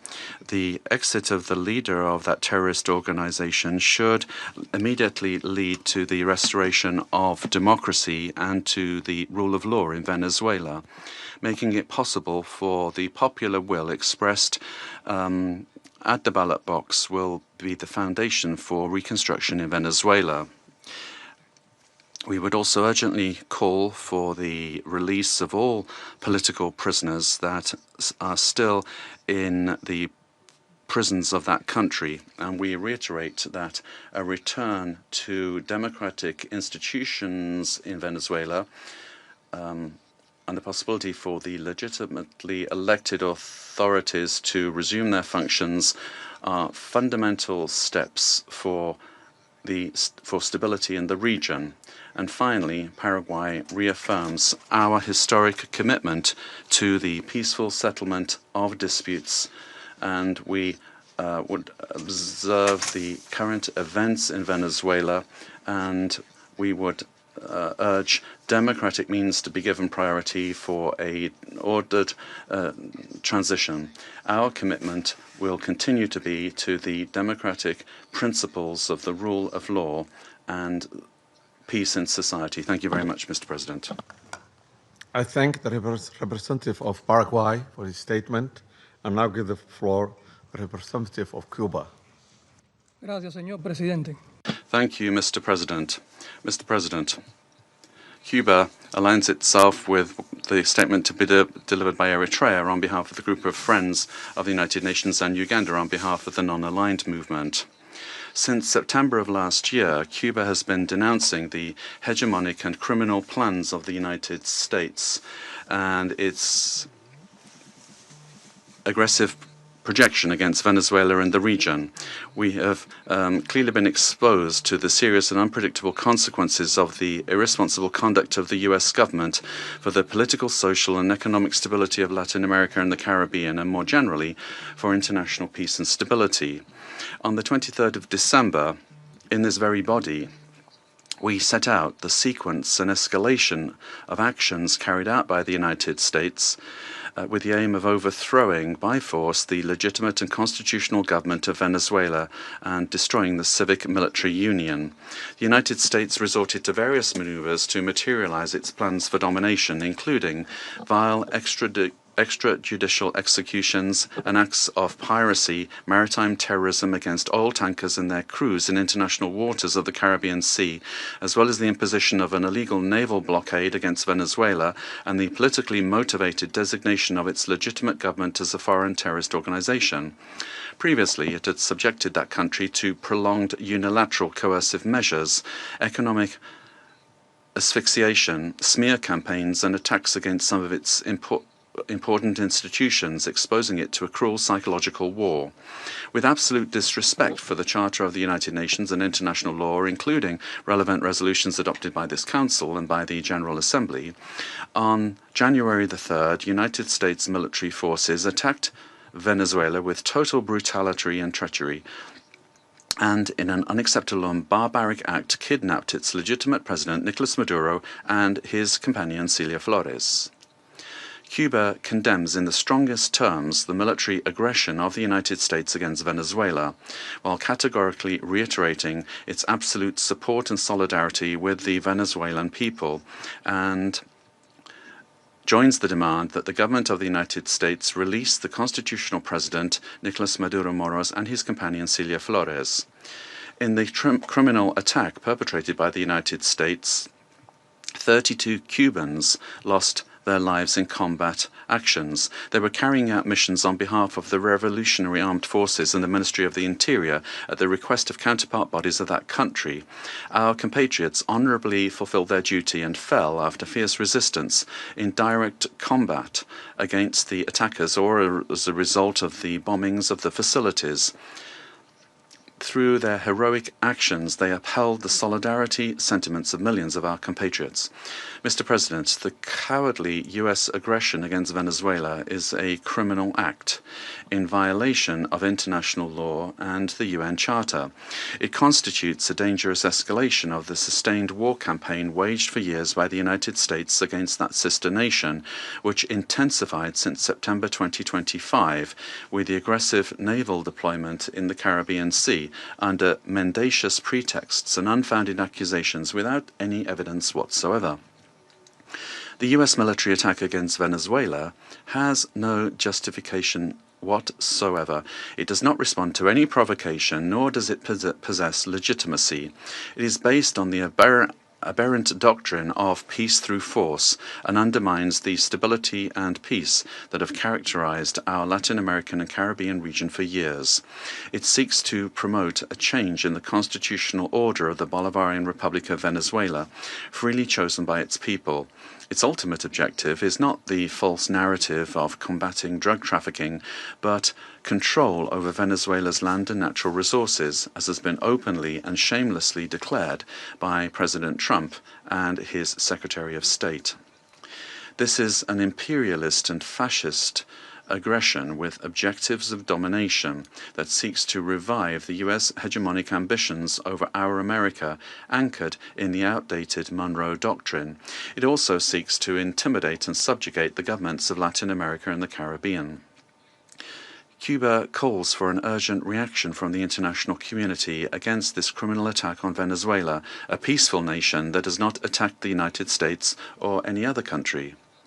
We call on all governments, parliaments, social movements, and peoples of the world to condemn the U.S. military aggression against Venezuela and to confront this act of state terrorism that threatens international peace and security and seeks to impose a new doctrine of U.S. imperialist domination in Latin America and the Caribbean and in the world. Mr. President, the recent statements about imperialist plans to steer Venezuela toward a supposed safe, appropriate, and prudent transition are totally unacceptable. In the U.S. vision of domination, this means imposing a puppet government functional to its predatory goals, particularly unrestricted access to and plundering of natural resources that, by right, belong to the Venezuelan people. Determining the destiny of Venezuela is an exclusive right of its people, without external interference. If the U.S. government, lacking any moral authority whatsoever, truly cared about the peace, freedom, and justice of Venezuelan men and women, it would not have bombed that territory with absolute disregard for the lives, sovereignty, and territorial integrity of that nation. I conclude by reaffirming our unwavering adherence to the proclamation of Latin America and the Caribbean as a zone of peace, and by calling for action with the firmness and determination that current circumstances demand, always in defense of international law and of a future of peace for all the peoples of our America and of the world. Thank you. I thank the representative of Cuba for the statement, and now give the floor to the representative of Nicaragua. Muchas gracias. Thank you very much, Mr. President. Latin America and the Caribbean is a zone of peace, declared by the Community of Latin American and Caribbean States, CELAC, on behalf of all of the peoples and governments of our region. This zone of peace must be fully respected by all governments of the world without exception, and in particular by the members of this Security Council responsible for international peace and security. This decision, these desires and aspirations of our peoples, are a noble contribution to world peace, to international law, and to the United Nations Charter. Mr. President, Nicaragua supports what was expressed by the interim president of Venezuela, Delcy Rodriguez, calling for the immediate release of the constitutional and legitimate president of Venezuela, Nicolas Maduro Moros, and the first fighter of the country, Celia Flores. All member states of the United Nations have the duty to respect international law, the spirit, the purposes and principles of the United Nations Charter, the right to sovereignty, self-determination, territorial integrity of states, non-interference, and peaceful coexistence. The Venezuelan people are a dignified people, the people of Bolivar, of Chavez, and of Maduro, and they have never bowed the knee. They defend their right to sovereignty and their right to peace. Nicaragua will always stand with Venezuela. Peace has been deeply damaged, and the human family, the community of nations, the peoples of the world. We urge all of you to respect the dignity of all peoples. Thank you. I thank the representative of Nicaragua for the statement, and now give the floor to the representative of Trinidad and Tobago. Thank you, Mr. President. The delegation of Trinidad and Tobago thanks the Security Council for convening this urgent meeting following the recent developments in the Bolivarian Republic of Venezuela. My delegation addresses this council today as a Caribbean nation, a neighbor of Venezuela, and a long-standing advocate for peaceful coexistence and the rule of law. The government of Trinidad and Tobago has taken note of the military operations undertaken by the United States in Venezuela. We remain committed to cooperative efforts led by the United States to disrupt and dismantle networks that enable transnational crime across the Americas, whose activities have had debilitating effects on the security and stability of the region. Trinidad and Tobago remains steadfast in its support of the United States of America's initiatives that strengthen regional security, reinforce the rule of law, and safeguard the well-being of our societies, the Americas. The government of Trinidad and Tobago, while valuing its long-standing and robust partnership with the United States, remains equally committed to maintaining a constructive and respectful relationship with the Bolivarian Republic of Venezuela, and continues to uphold peaceful relations with the people of Venezuela. The delegation of Trinidad and Tobago wishes to underscore its long-standing relationship with both the United States and Venezuela, and stands ready to work collaboratively with all partners who share the aspiration of a safer, more prosperous and stable hemisphere. Mr. President, I thank you. I thank the representative of Trinidad and Tobago, and now give the floor to the representative of Spain. Mr. President, at the outset, allow me to congratulate you on assuming the monthly presidency of the United Nations Security Council and wish you every success in the discharge of your duties. I thank you for convening this important meeting, and I also extend my thanks to the Under-Secretary General and Head of Political and Peacebuilding Affairs of the United Nations, Madam Rosemary DiCarlo. Thank her for the information provided today. Spain would like to express our profound concern about what's happened in Venezuela. And as the Secretary General of the United Nations has noted, it constitutes a very worrying precedent with implications for the region and for the world. Respect for the principles of the Charter of the United Nations, particularly the sovereignty and territorial integrity of states and the prohibition of the use or the threat of use of force, is indispensable to ensure international coexistence. Spain defends the validity of an international order that is rules-based, where it is imperative, as set out in Article 2.3 of the Charter, to pursue the peaceful settlement of disputes. We consider that these actions constitute a very troubling precedent for regional peace and security, and we recall that the natural resources of a country are part of its sovereignty. We share the view that the fight against organized crime in the region is a priority, but that fight can only be waged through international cooperation. We also share the view that it is a priority to defend human rights and fundamental freedoms in Venezuela. Spain seeks to work for peace, stability, democracy, progress, and social justice, and that cannot be imposed by force. It can only come through broad dialogue among Venezuelans, leading to a peaceful and democratic Venezuelan solution. It must be the voice of the Venezuelan people that determines the destiny of Venezuela. Spain did not recognize the results of the most recent elections held in Venezuela in July 2024 and has been unequivocal in condemning any violations and threats to human rights. We have provided protection to opposition leaders who have been persecuted and have expressed firm rejection of any undemocratic conduct and abuses against the citizenry, but such condemnation can only be exercised with full respect for international law.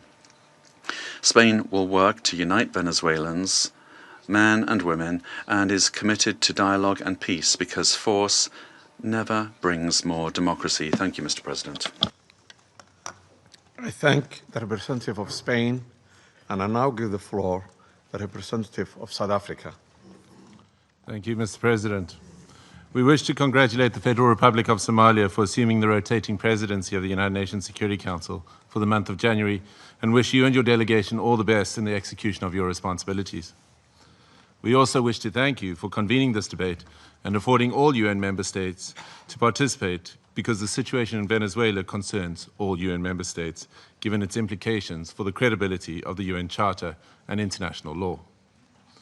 Mr. President, integral to the maintenance of international peace and security since the establishment of the United Nations is the understanding that no nation can claim to be legally or morally superior to another.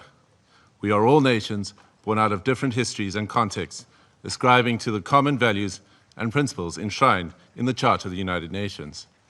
Chief amongst these principles is the sovereign equality of all its members. By signing the Charter, we have all committed to settle our international disputes by peaceful means in such a manner that international peace, security, and justice are not endangered. We have also committed to refrain in our foreign relations from the threat or use of force against the territorial integrity or political independence of any state, or in any other manner inconsistent with the purposes and principles of the United Nations. The International Court of Justice has also previously affirmed that international law prohibits the use of force and intervention in another state's affairs. Due to the shortcomings of its predecessor, the League of Nations, the UN was created to prevent countries from resorting to conflict, to settle disputes and prohibit the use of force unless it is done in a legally prescribed manner. In doing so, the UN has played a pivotal role in ensuring peaceful existence amongst nations, including in ending the colonial subjugation by powerful countries over others, underpinned by respect for the equal rights of nations, large and small, and respect for the principle of equal rights and self-determination of peoples. Joining the organization and committing to its principles afforded protection to many of us with the supposed assurance that no longer would one nation be seen as inferior to another.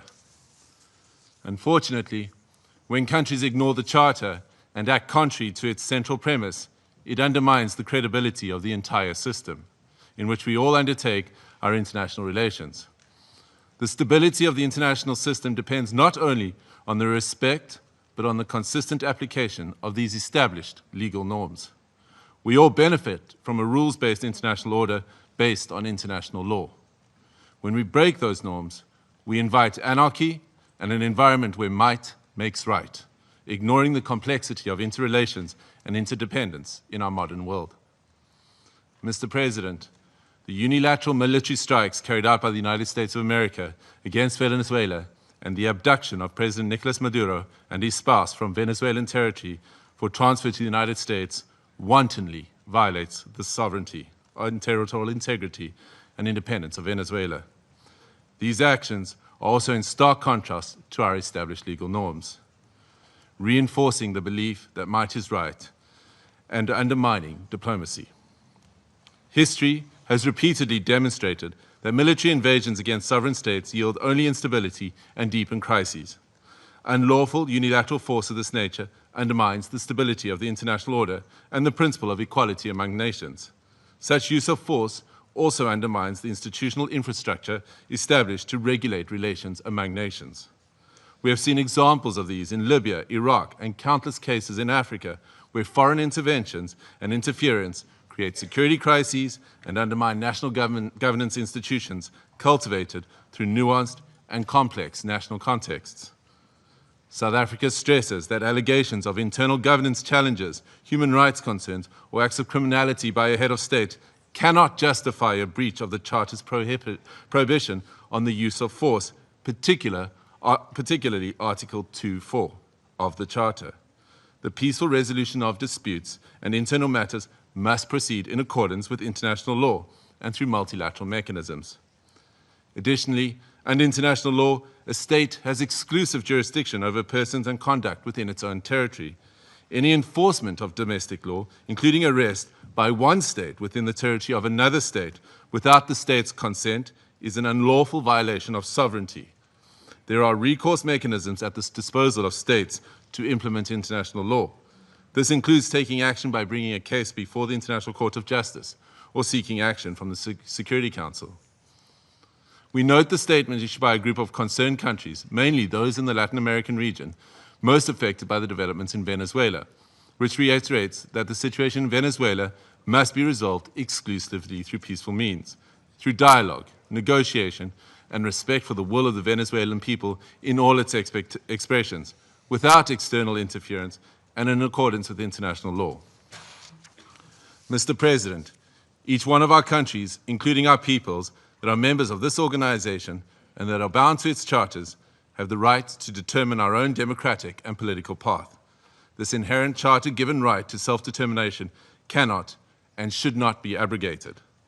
If we do not stand up for the sovereign rights of any nations or states when they are undermined and wantonly violated, then which one of us are safe or are guaranteed protection by the principles of the Charter and international law? Failure to act decisively against such violations is a tantamount to inviting anarchy and normalizing the use of force and military might as the main form of discourse in international politics. This would be a regression into a world preceding the United Nations, a world that gave us two brutal world wars, and an international system prone to severe structural instability and lawlessness. We cannot afford to proceed into a complex future without the stability and protection afforded by international law. I thank you. I thank the representative of South Africa for his statement, and I now give the floor to the representative of Eritrea. Thank you, Mr. President. Allow me at the onset to congratulate Your Excellency and the government of the Federal Republic of Somalia on assuming the presidency of the Security Council for the month of January. We also extend our congratulations to Bahrain, Colombia, the Democratic Republic of Congo, Liberia, and Latvia on their election to the Security Council. As this is the first Security Council meeting of the year, allow me to pay tribute to the outgoing members, Algeria, Guyana, the Republic of Korea, Sierra Leone, and Slovenia, for their dedicated service and diligent work throughout their tenure of the Council. I read this statement on behalf of the Group of Friends in Defense of the United Nations Charter. The Group of Friends in Defense of the Charter of the United Nations condemns the most unequivocal and categoric manner the act of aggression perpetrated on 3rd January 2026 against the Bolivarian Republic of Venezuela by special forces of the United States of America, which included armed attacks against civilian and military objects in the capital city of Caracas, as well as in various other cities of the Venezuelan territory, and the illegal abduction of the President and First Lady of the Bolivarian Republic of Venezuela, His Excellency Mr. Nicolas Maduro Moros, and Her Excellency Mrs. Celia Flores de Maduro. The member states of the Group of Friends in Defense of the Charter of the United Nations expressed their serious concern at the impact of these series of armed attacks, particularly on civilians and their human rights to life, which have included military assaults with U.S. Special Forces, while emphasizing that such acts constitute a clear breach of international law and of each and every principle governing international relations, including those foreseen in the Charter of the United Nations. The Group of Friends of the Charter of the United Nations reiterates its firm support to the constitutional government of the Bolivarian Republic of Venezuela under the leadership of President Nicolas Maduro Moros, and emphasizes the importance of ensuring strict respect for the inviolability of the immunities accorded to heads of states and government under international law, while renewing its unwavering solidarity with the Venezuelan people in their ongoing struggle for defending their homeland, including through the actions it may take within the framework of international law to exercise its inalienable right to self-defense. The member states of the Group of Friends in Defense of the Charter of the United Nations demand for the immediate cessation of all hostilities against the Bolivarian Republic of Venezuela, for the full respect for the sovereignty, territorial integrity, political independence, and inalienable right to self-determination of the Bolivarian Republic of Venezuela, for the immediate return of President Nicolas Maduro and First Lady Celia Flores de Maduro to the Venezuelan national territory, and for those responsible for these acts of aggression to be held accountable.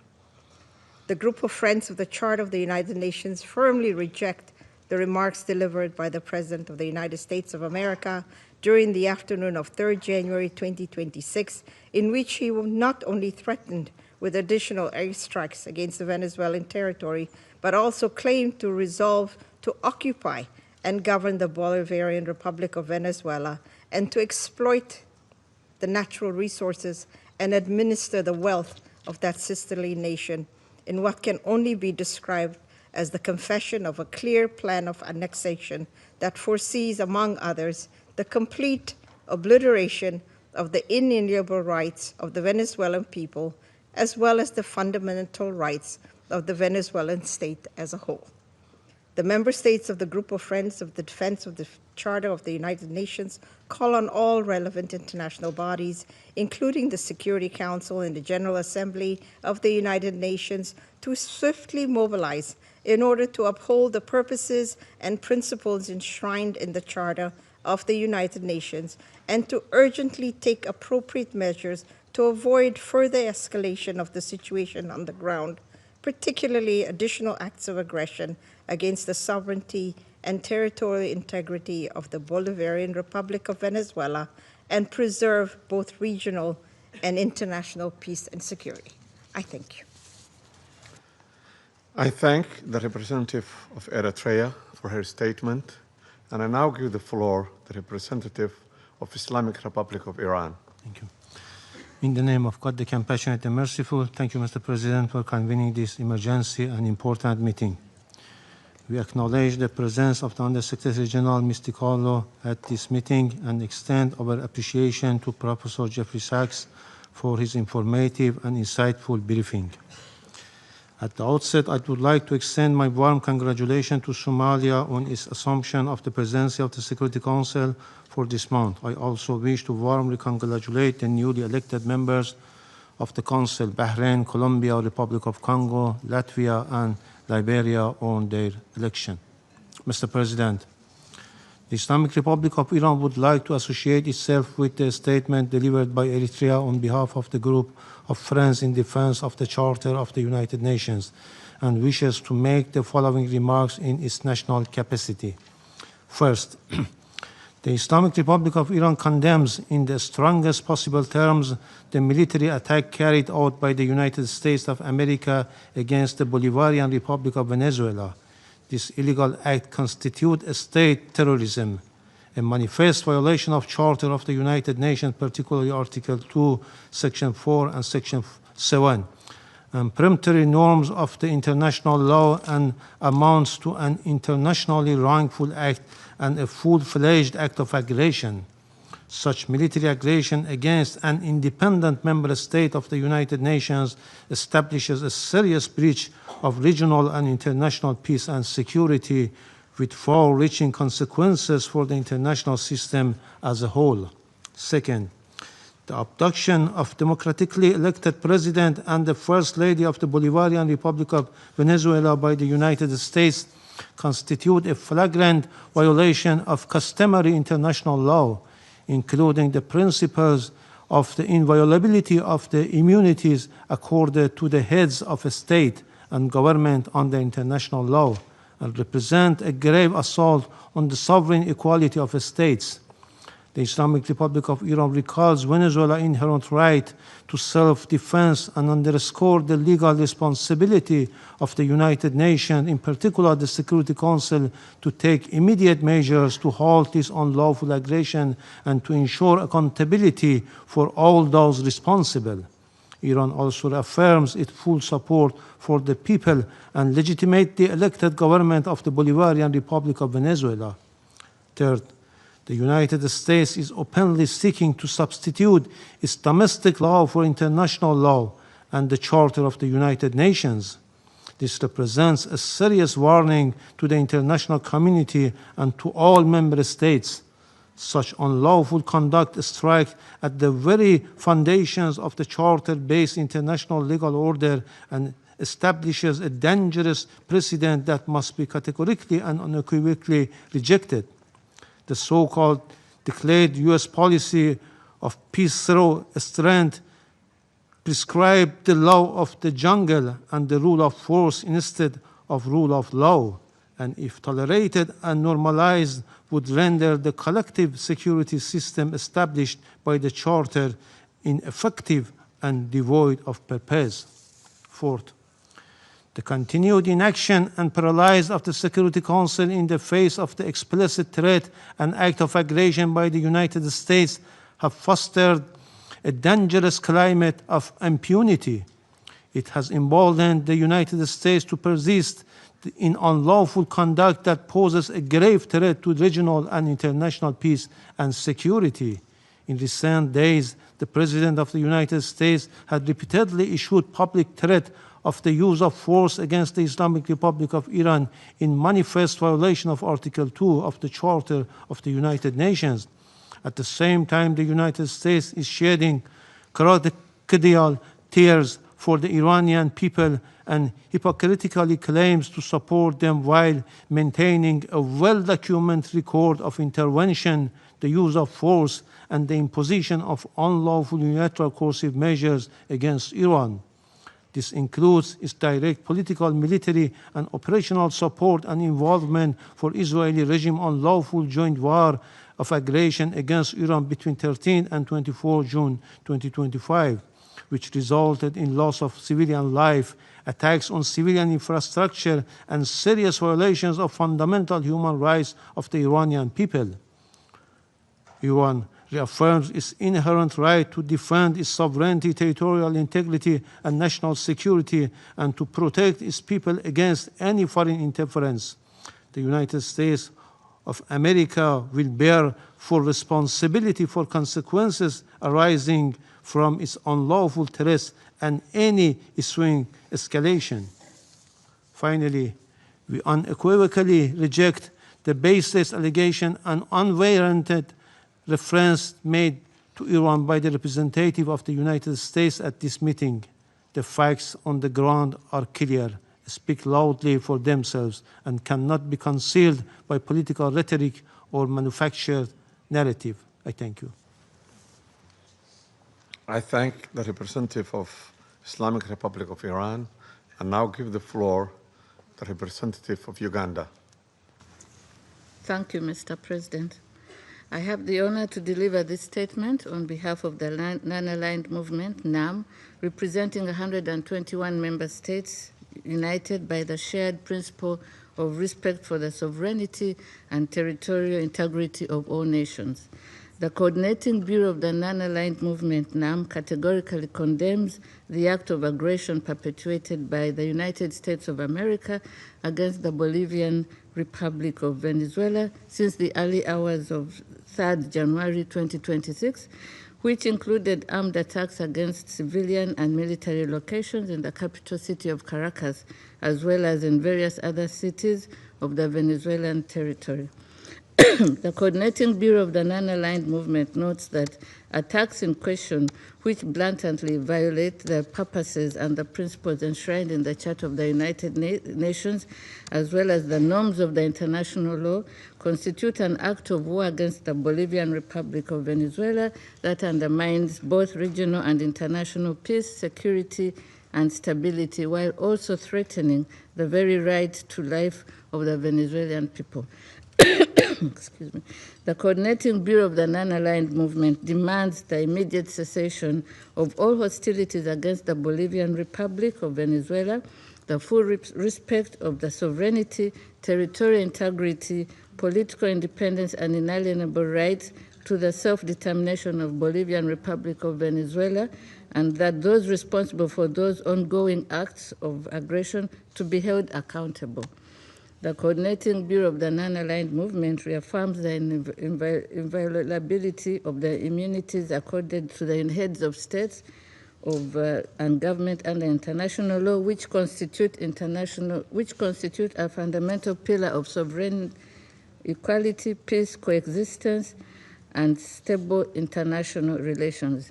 These immunities, firmly rooted in customary international law and consistent with the purposes and principles of the Charter of the United Nations, must be respected universally without discrimination, and any actions or measures that undermine or selectively disregard them risk eroding multilateralism, destabilizing international relations, and weakening the international legal order. Excuse me.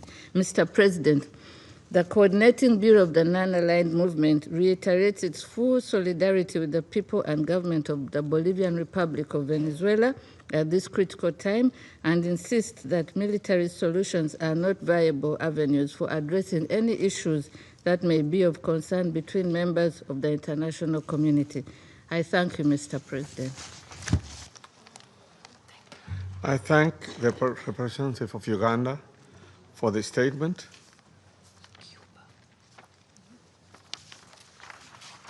I now give the floor to the representative of Cuba, who has asked for the floor to make a further statement.